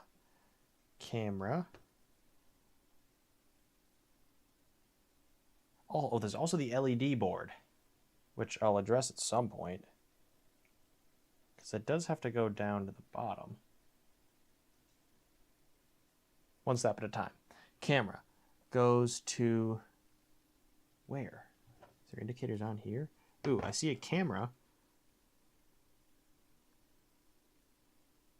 This is like watching a monkey bang two sticks together to try to make fire here. And it's not like there's boot, yeah, boot button, video, VTX. When not using the, okay, that doesn't help me much. Buzzer, okay, I could do the buzzer. I know where that one goes. Buzzer, which is going to be this, goes to B- and B+. So our buzzer is going to go here. That's all we really need, just a horn. Okay, that is helpful, but not what I want to focus on right now is the buzzer. Let's see. Can I read these? Well, okay, what's the voltage input required? Power input 6 to 25 volts. Good Lord. Okay, so I really just need a 5-volt pad. No, input 6 volts. Okay, does it have a 10-volt pad? Yes, we have a 10-volt pad. 10-volt pad is 10-volt pad, 10-volt pad, 10-volt pad. Okay, I think the camera is going to wire one up here. And I don't need this on the screen anymore. It's going to be real lame if I mess something up, but it's going to be great content. So that's kind of what keeps me going here. There's a 10-volt pad. Can I see it in the... Oh, this might be the perfect opportunity to like set up this microscope. Although that's right in that way. But if... Hang on, I'm just getting things lined up a little bit. Okay. Soldering view. This is the whole point of having this whole setup. So let's see, where am I looking? Right here. There is a 10-volt pad. Let's see, let's get that up right for you guys. 10-volt pad is right here. That's where I need to put the camera, because the camera, according to the quick start guide, needs 6 to 25 volts. Now we're not going to do 25 volts because that's crazy, but we are going to do that pad. Now I should double check the voltage input for this whole board. Okay, yeah, okay, good. Another double check. Sorry if that gets really wiggly. I don't know why it's groggy looking, but the manual for this ESC is 2 to 8 cell. Great, we've got an 8-cell battery. We are well within the range of this whole system. So back to figuring out where this camera goes. We need the red wire to go to the 10-volt pad, because also the camera's going to be right out the front, so that'll be easy to, you know, for, what's it called? Cable management purposes. That'll go there. We need then a ground rail, which should be right next to it, I think. Oh yeah, there we go. Let's use our context clues here. 10-volt is here. Ground is right there. So that's going to be 2 of our wires. Then we still have URTX, which connects to the flight controller RX. They say that as if I know what that means. Ooh, okay, right below it. Oh, okay. I'm doing a great job at looking at the manual. Let's see if I move the manual. Just lost something. Well, it's not like you can see it either way, but the manual has a TX and an RX pad right. Oh, yeah, you can see that right here. TX and RX, which it looks like the T right here goes to the RX cable, because the cable is transmitting it, the other one is receiving it. So I could either, oh wait, where is this camera or system going to go? Could I potentially wire it in? Now let's go back to the iPhone view. Actually, there's the full desk for a moment, because I need to figure out where this VTX is going to screw together. And I think it's these mounting holes on the bottom here. Should be these ones. Let's see, maybe I can even hit you with this view. There's, I think these holes are, those are the mounting ones, because this will go down like this, and it'll screw on there. I think. I'm like 40% sure. Actually, or wait, are these screw holes? I could so be. Maybe this goes down and these mount onto here like this. Oh, that's the way it goes, because then I can also unscrew these little parts and then get our antennas on. That makes sense. Okay. All right. We're still kicking it here. I then need to get some of these tiny little screws that came with the Walk Snail packaging, so that I can screw these things up through the bottom, I would assume. So let's go like, this looks too big. It looks way too long. Yeah, that's going to go through the whole system. Okay, no problem. They've got more screws.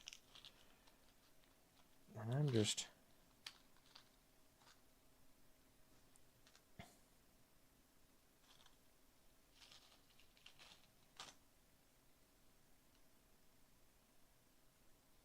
All right, 4 longer-ish screws. Medium, mid screw length. Trying to find something that would... Also, I'm going to need this smaller bit. Because if I can mount the ESC...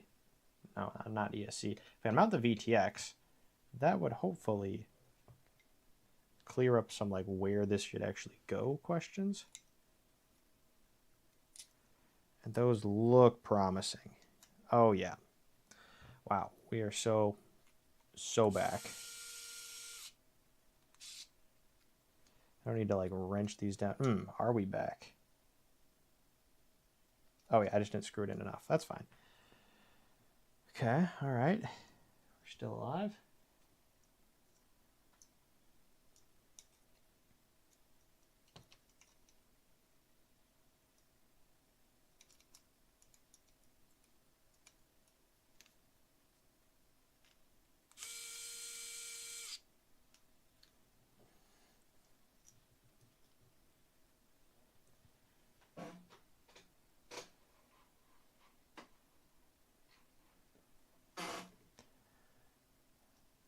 Thank you everyone for joining on this Friday evening live stream. It being almost 11 o'clock my time. And we are making some great progress. As I am bolting down our VTX. Should hopefully get some... All right, cool. So we've got our, let's see, sorry, I have to deal with this thing that's in the way. But our VTX is now strapped down, and if I route this wire out and around, ooh, maybe it's like the perfect distance that I don't have to cut any off, which is actually really nice, because that's one less thing I got to worry about. If I weave these all together, it might be time that we get soldering, which means we'll get even closer to completing this. But if I weave this down and up and around and up and through, probably. Yeah, because our ooh, could that go underneath? I'm trying to think what's the best way to route this wire. Actually, if I am going to change the the camera VTX system out, I don't want to have to like undo a whole bunch of things. So maybe I will first just get the camera out of the way. But if I wire these into here, again, to our different pads, which we have so professionally figured out without any issues. Well, heck, let's get some soldering going. Although while I'm soldering, I am going to turn on my fume extractor because I can't breathe those fumes.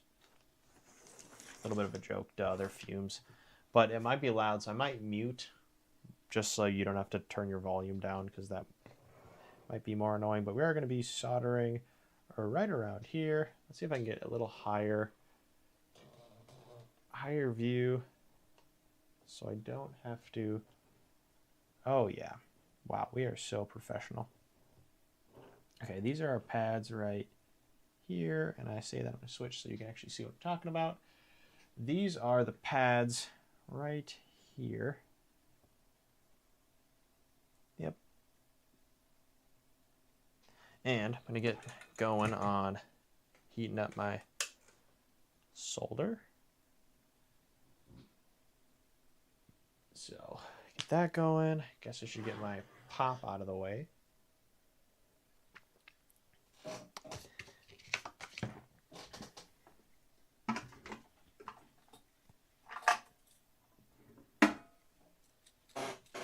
So if you are, you know, I won't mute, but I'm also not going to be talking while I'm soldering with this thing on, so don't think you're missing anything by it being loud.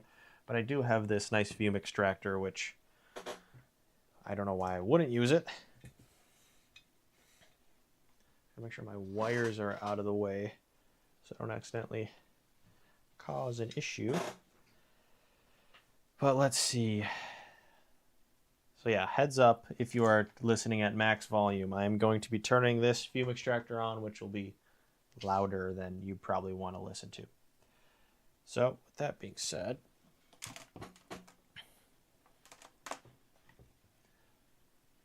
okay, here comes the fume extractor.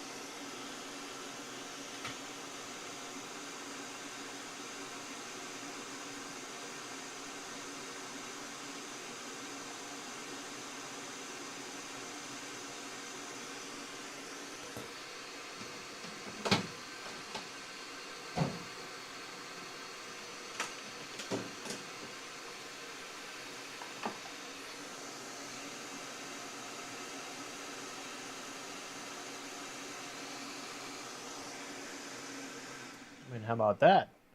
That's some pretty quick soldering. Now, hopefully that wasn't too loud, although I am going to be turning it on and off as I'm soldering these wires up. But yeah, how about that cool angle of seeing everything nice and close up yourself from home, mixed in with you can actually see me soldering too. So production value has gone up significantly since the last time I've streamed. But I'm going to turn the fume extractor back on because I've got to solder up those wires. So hopefully that goes pretty smooth. Okay, let's just start with the easy ones and then work our way to the hard ones.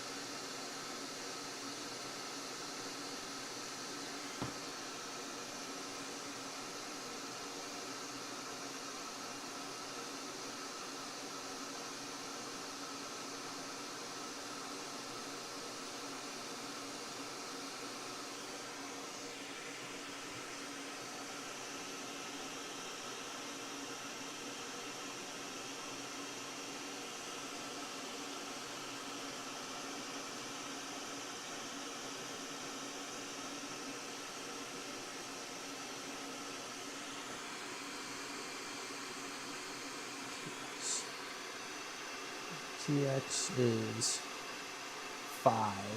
5 goes to RX. TX. So white goes to TX. White goes to TX. So white goes to that one. Gray goes to RX.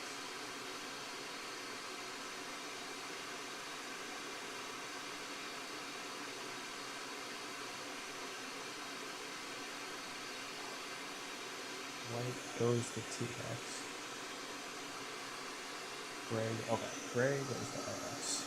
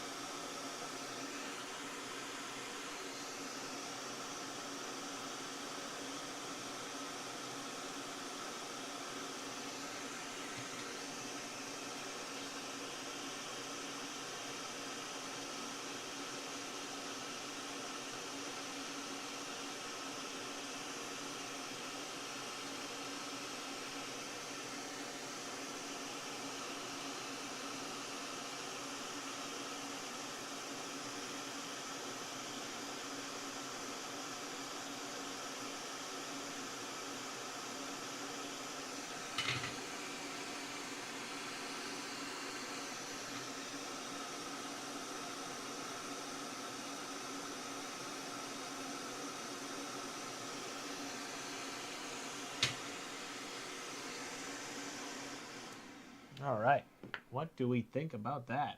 That looks pretty clean to me. I have a Q-tip here, which I can just kind of wash everything off. But look at that. That looks pretty nice. Now, let me double check just to be safe. We have a 10-volt pin or pad right there. According to the manual, 10 volts. And again, according to the manual, this camera needs in between 6 and 25, so 10 is in between those numbers. Right below that, we have a ground pad, which black is ground, according to the manual. Second pad is ground, great.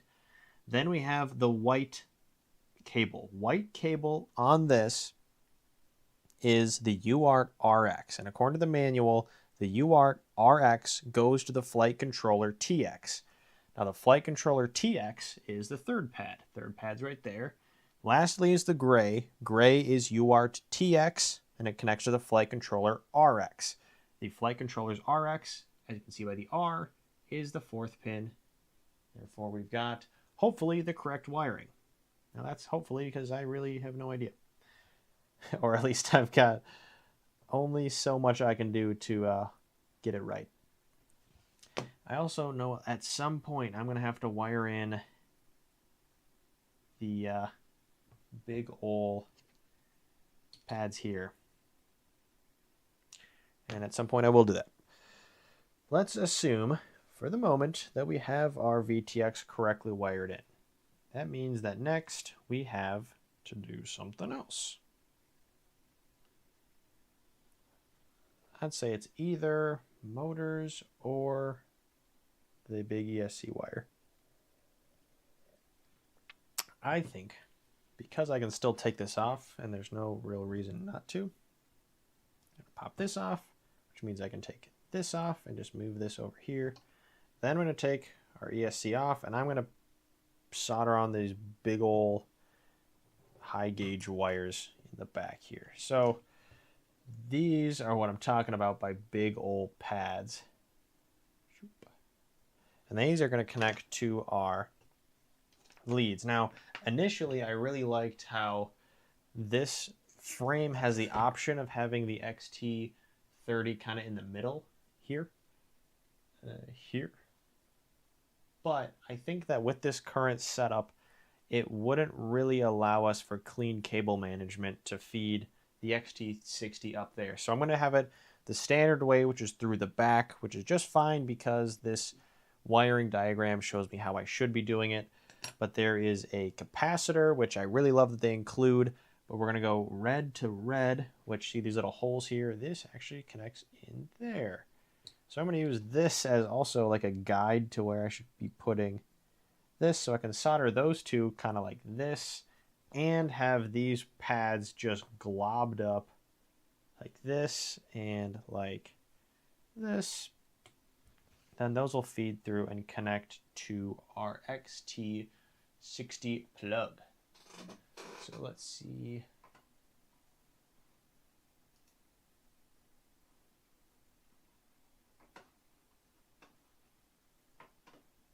Okay. Yeah. Is there anything that I'm missing? That capacitor is there. Is it going to be annoying or in the way? Like I could cut these wires down a ways. Any reason not to? Any reason to just leave it like this and to be happy? I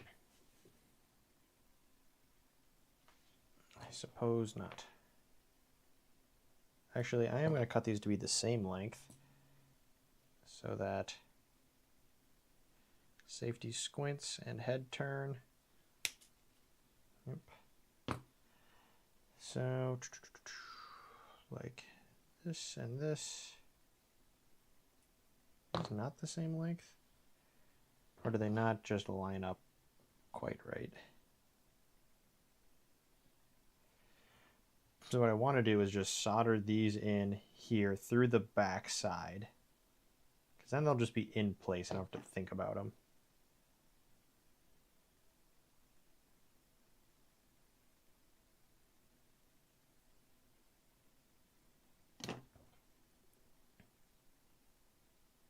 Okay, that might be better, and I'll just trim this black wire down a touch.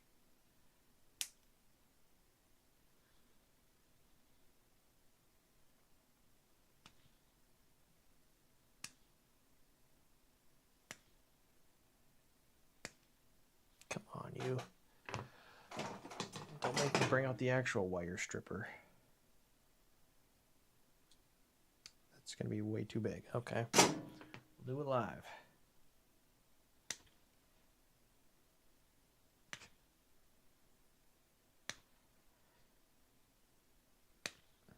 Come on, you.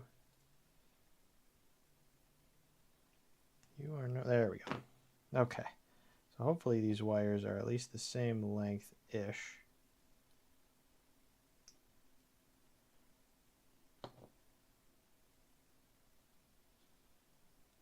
Because then I can feed in through here. And then once they're soldered in these little holes,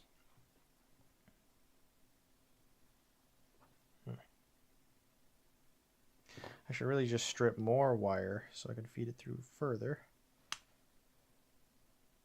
After showing off how easy that was.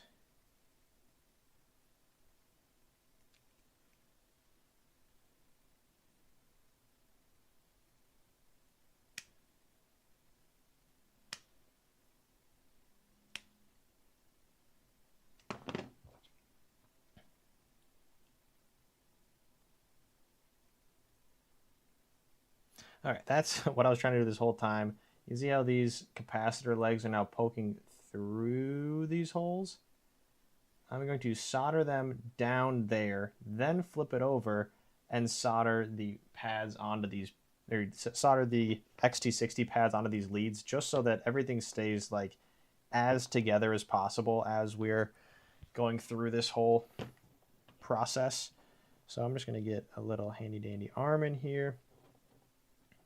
And these solder joints should be hopefully pretty smooth, but we're going to have to turn the fume extractor on nonetheless.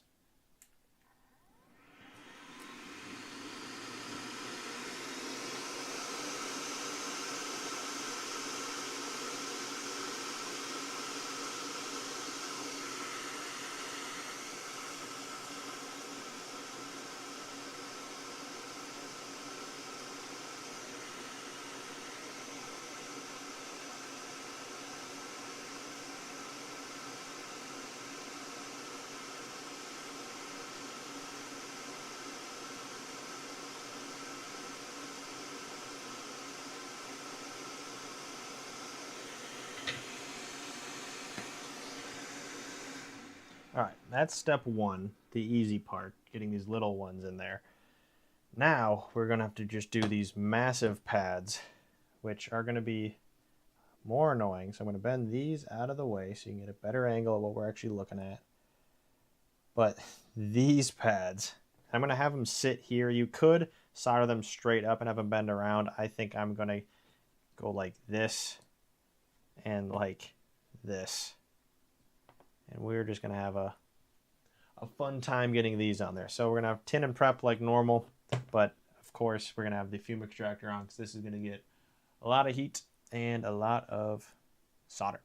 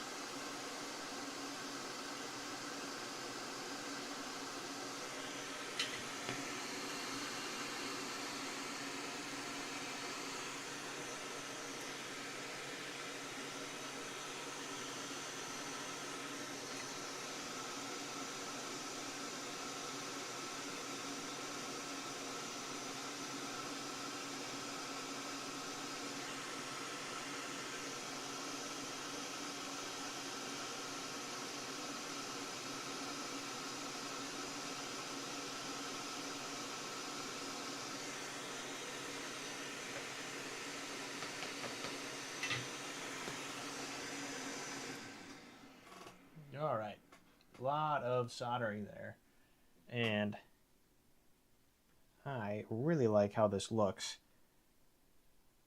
It is hot as I'll get out though, believe it or not, after all that soldering. But I'm trying to look at the different sides of these joints to make sure I don't have a big old cold joint going, which I don't think we do. Let's see, get a little manual. I think these joints are pretty darn good. Just going by their overall shiny look mixed with they don't look like they're just sitting on top. But so I think that's good. And also the capacitor in there again, super nice and handy just for keeping little voltage dips and things out of the way. I should also just like all this extra little goop in there. Cool. So that is that part. Of course, we're not done soldering yet, but that was a major part that we had to get done. So if this goes back onto our frame here, which I'll go outside of that view for a second, we now have our ESC, which will go on here, go right next to all of our other stuff. It'll go over there. Is that okay? I guess I could have angled those up a little bit. Do I want to go redo that? Yes, because now they're getting pushed by it. Okay, well, better do it now than later. What I'm doing is it would have rested a little bit on this VTX, and I don't want that. I just want it to be a nice smooth transition. So what I'm going to do is just angle these wires both a little up instead of flat, just so they don't get in the way.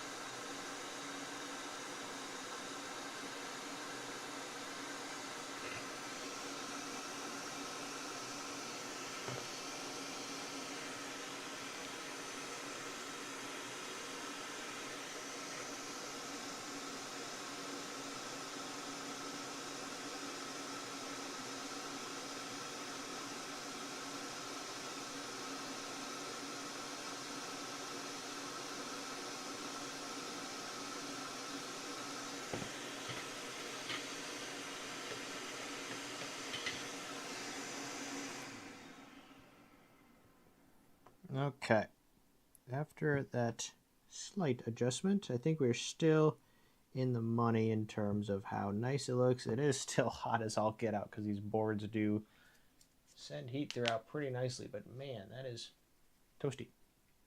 But hopefully this should now be out of the way of our VTX in the back. Also make it easier to transfer. These gonna be hot? A little bit.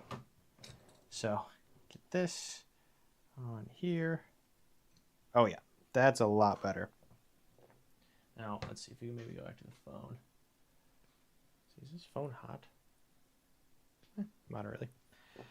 But we've got our power wires now up and over our VTX, and they also go through this little hole here and then turn up, and that's how we're going to get it into our top of the frame.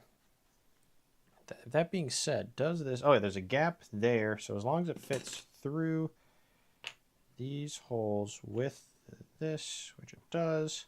Oh, okay, that means I can just solder these on however I want, and then when the time comes, slip this last piece on the top.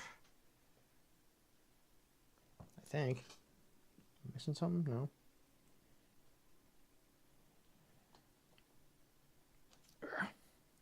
Yes, okay, good. That's more of just like a peace of mind part. That I don't have to be doing this in any real specific order. I don't know why this is fighting me so much. Get out of there, you. Okay. Next up, I'm going to solder on our XT60 pads, because they came with this really cool black one, which means, let's see, 60 amp. Okay, black is the flat side, and so I'm going to put, oh, this goes on both ways. Okay, cool. This goes on like this, and so it's a cap so that we can solder these on and then slide this, and it'll protect the sheathing, and it'll just go on like that. We can also use the soldering view. Let's see, what's the best way to do this?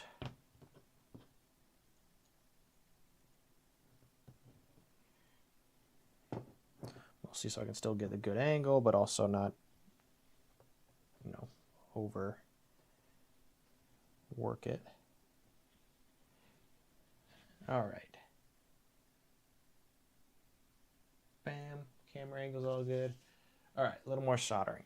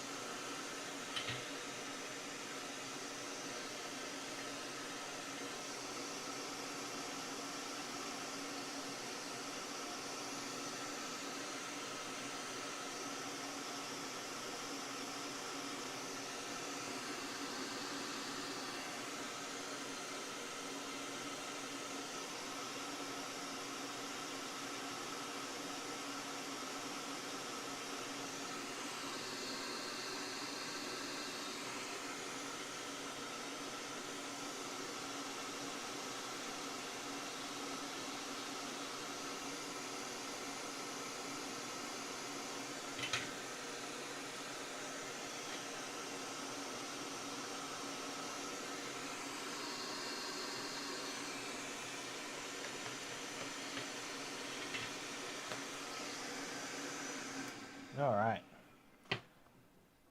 Doing well. Hopefully those who are still watching are having a good time and not bothered too much by that loud fan. But that should be our soldering all done. Now this will be extremely hot because it was just 480 degrees Celsius. But our solder joints, I'm again inspecting them to make sure they look good before we put this little clasp on, but what I'm seeing, they look pretty darn good. And then we can slide this over everything and then it'll clasp in. I'm just gonna wait because that is still like hot to the touch. Because wow. But I can also turn our soldering iron down back to 400 where I normally solder at. I just bumped it up to 480 because these are really, really big wires and it'll just be easier at a higher temperature. But yeah, hopefully you're enjoying the stream so far. It's just me building and I'm having a good time. I'm really excited to try this quad out to actually see how it goes because it should be a really punchy, flippy, fast flying thing. But yeah, I'm excited to try it out.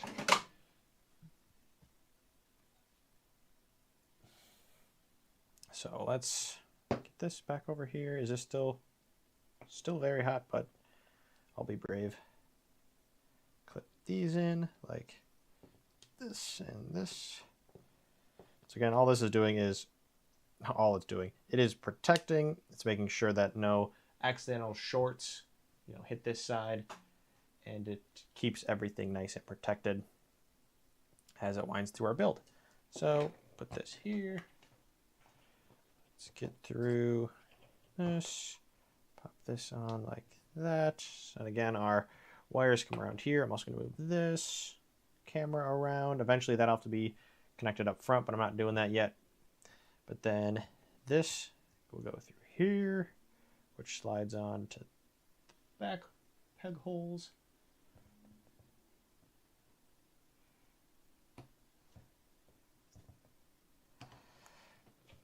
Which again, I really like these TPU printed parts. They just work well. And it might be hard to see, but our power wires are actually not touching the VTX, which is really nice. Not that it really matters, but it is nice that we won't have to worry about that, like, little bit of friction. But then our flight controller. Oh, we also have to get the capacitor out of the way. Then our flight controller will go in like this. Weave these wires in here. There might be a way to insulate all of these wires so they're not just right next to like the power wire. But then our top will go on. Ooh, is that going to be an issue? Our capacitor might be too big. Oh, maybe if I just... I don't know, we'll be fine. Capacitor's still in there. And we still got a lot of nice space to work with. And then, yeah, our battery will come out of the back. It'll be just fine. And yeah, that's okay. Looking good. I want to keep powering through. It is, what time? Geez, 11:30. I want to keep going because we're making good progress as is. Might as well keep trugging along. What else do we got? GPS, buzzer, motors. Motors seem like the next big reasonable thing to start taking on. Okay, we don't need flight controller to do that, so might as well take that out. Okay, motors shouldn't be that difficult because it's just screwing these on and soldering them on there. So I'll do one. And before I make a mistake, I'm pretty sure all of these motors are all the same. They're Sequre S2207. None of them are like counterclockwise or anything. But if you can change that settings in beta flight, so it's not a huge issue either way.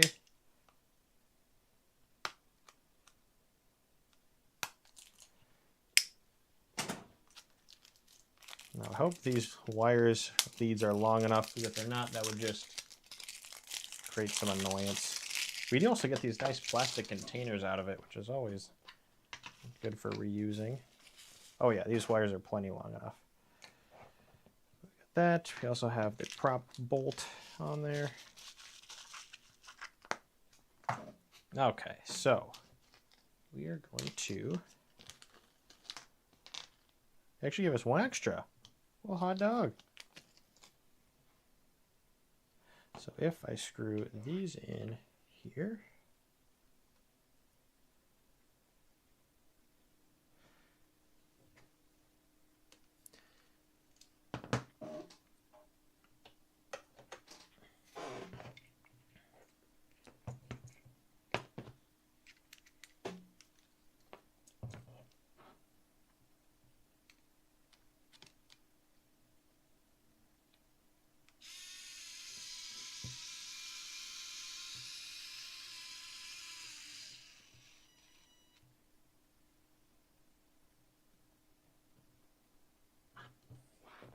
okay, one in.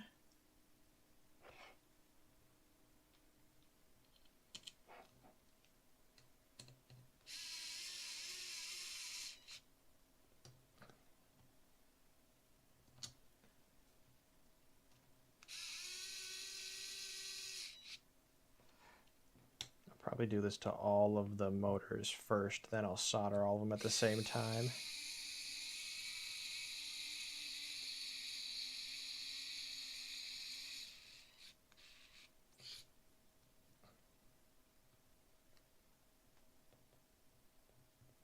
Cool. Those motors look real nice. Those look really cool. So I should get this camera either screwed in, or maybe I can just friction fit it in for now so it's not dangling around. Also keep that lens cap on so I don't get all freaked up.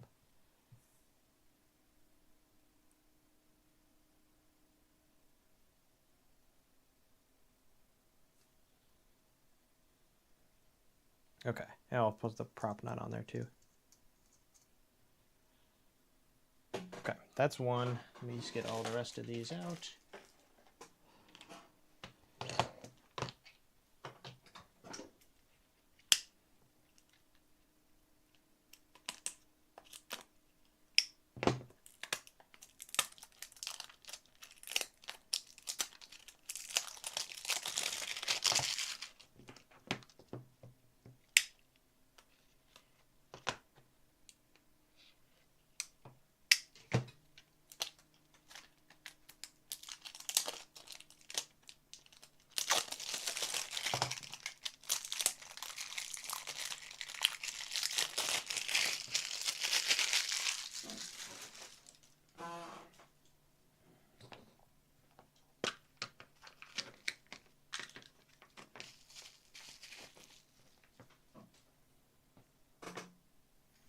Okay, that's there.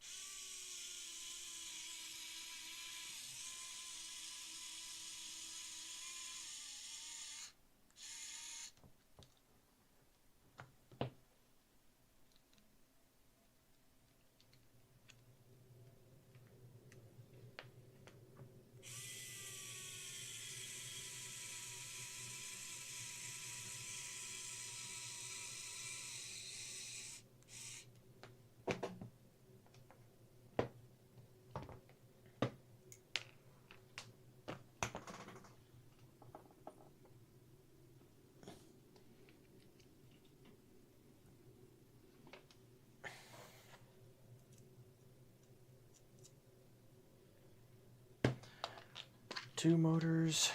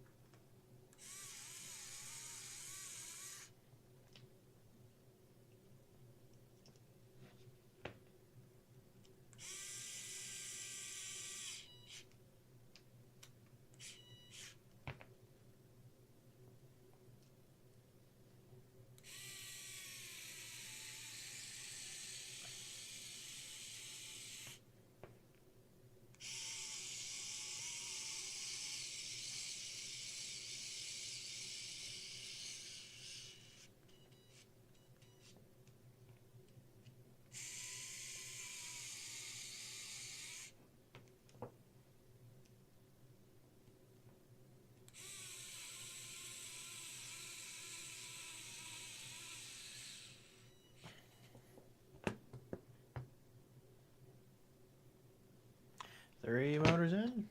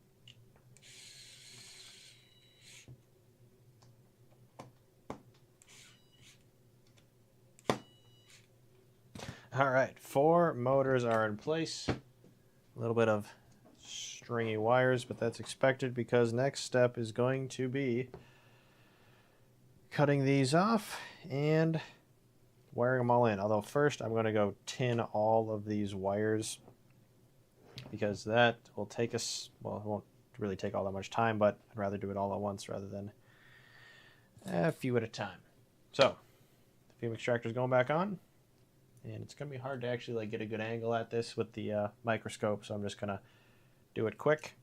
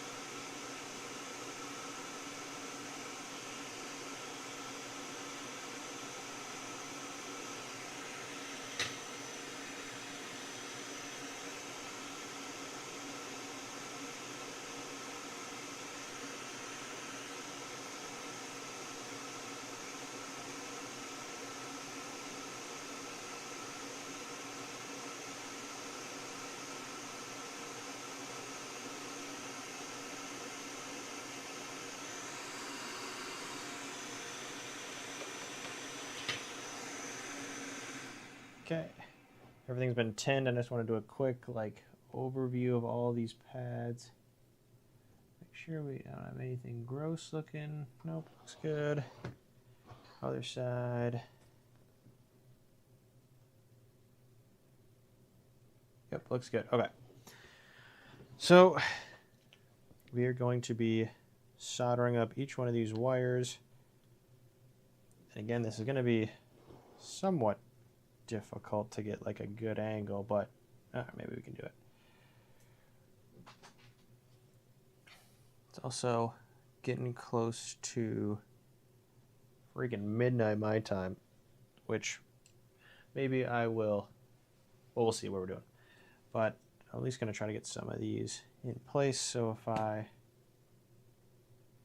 cut, well, let's see, if it's going to be down here, it's like I don't want to be too short, obviously.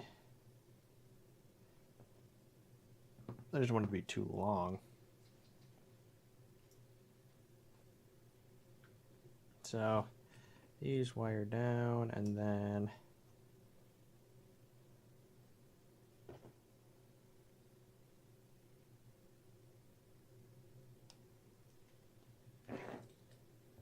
tin and strip and flux. And all right, well, beam extractor's going on.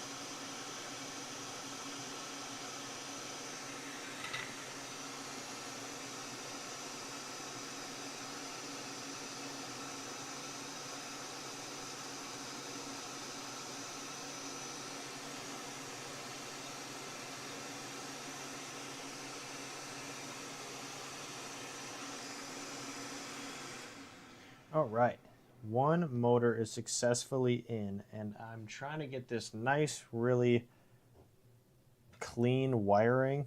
Get the zoomed up cam, but if I have a little room for kind of around the corner, I don't want it to go straight from motor into the ESC. I want it to have a little bit of like, what's it called? A repairman's curl a little bit. So if there is any like vibrations or movement, it's not a direct force against the motor wires, but I like how that looks. So I guess we're just going to power through and do the other motors.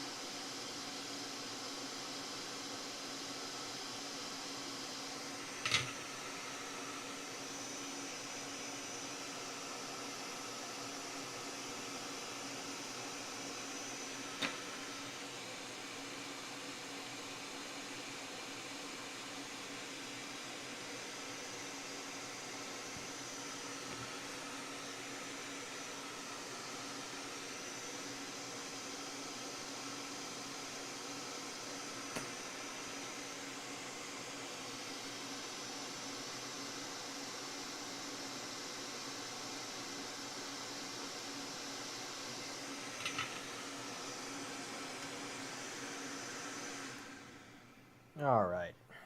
After that, we've got our motors all connected. Now, I am going to wrap this up here because it is now midnight my time. I am very sleepy, and it's my wife's birthday tomorrow, so I got to go set up a whole bunch of secret surprise decorations. So if she's watching this stream, spoiled the surprise. But this is what we are at. And I've got all of these wires pretty close cut.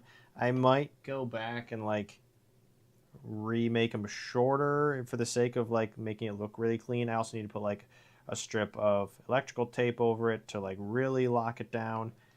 But that I think looks pretty darn good, especially for my first drone connection in a while. So these all go down like that. This is our flight controller, which will go up here. Then we'd have our top plate go here. Oh yeah, that is looking real nice. So I'm going to clean up my desk, but this is officially going to be no more progress will be made. I might live stream the continuation of this, or continue building it. But really all that I've got left to do is attach a few more things like the buzzer and the GPS and a few things. So I'll either live stream again, in which case I will be announcing that on the Discord. But if I don't live stream it, you will see it in a full video coming your way soon.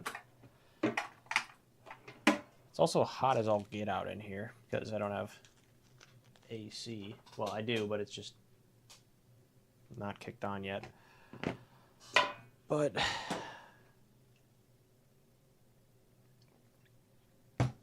so if you're still sticking around, thank you so much for joining us for this full, pretty much 3-hour stream. Really appreciate it. If you left a comment, I also appreciate that. It's fun to talk to you guys as I am building this. I also have the fume extractor on because before I got it and I was soldering for a while, it got like hazy in here. I got the doors closed and windows closed, so it just got like bad in here. So that's why I've got to turn that fume extractor on, because I can't breathe chemicals unlike superheroes. But we are looking good, and I'm really excited at how far we've progressed even just today, because we've got, I mean, this resembles a drone, right? That's looking pretty good. So I think our camera's all connected. There's just some beta flight things I gotta set up. Yeah, it is really coming along. It's, I think, well, let's see, if we do a head count of all the remaining parts, we've got plug in this, connect the camera to beta flight. We've got no update module, GPS, which will go in the back, receiver, which will probably go on top here. We're really pretty darn close. It's just that if I had like 2 extra hours, I'd probably finish it tonight, but I don't. But that's fine. What else do I want to clean up? Oh, we got some really nice battery straps too. That's just a nice addition from, who was this from? Axis Flying, because I can weave those through and then get our battery going. But that, I think, is pretty much it. So yeah, also thank you, Dr. Polyp, for joining, becoming a member. We had briefly, actually I don't know if the number 1 member is still watching, but yeah, number 1 member, we got number 5 or 6 member now. We are coming along. But I'm really excited to see how this project continues, and then with this camera system, with an upgraded camera system, with these really cool goggles, Goggles X, which I think is a cool name, but these two will talk to each other. There might even be some secret hidden thing that I'm gonna make a video about. that hasn't even come out yet, that I can't talk about because it's really cool. But that is that. I don't have any cool fade out music or anything, but if you're still watching, I appreciate the continued support. And I think that's going to be pretty much wraps for the stream. So I have no good way to end these videos or streams. I kind of just say like, all right, bye. And that's how it's going to end here too. So thank you so much for watching and sticking around. And yeah, see ya.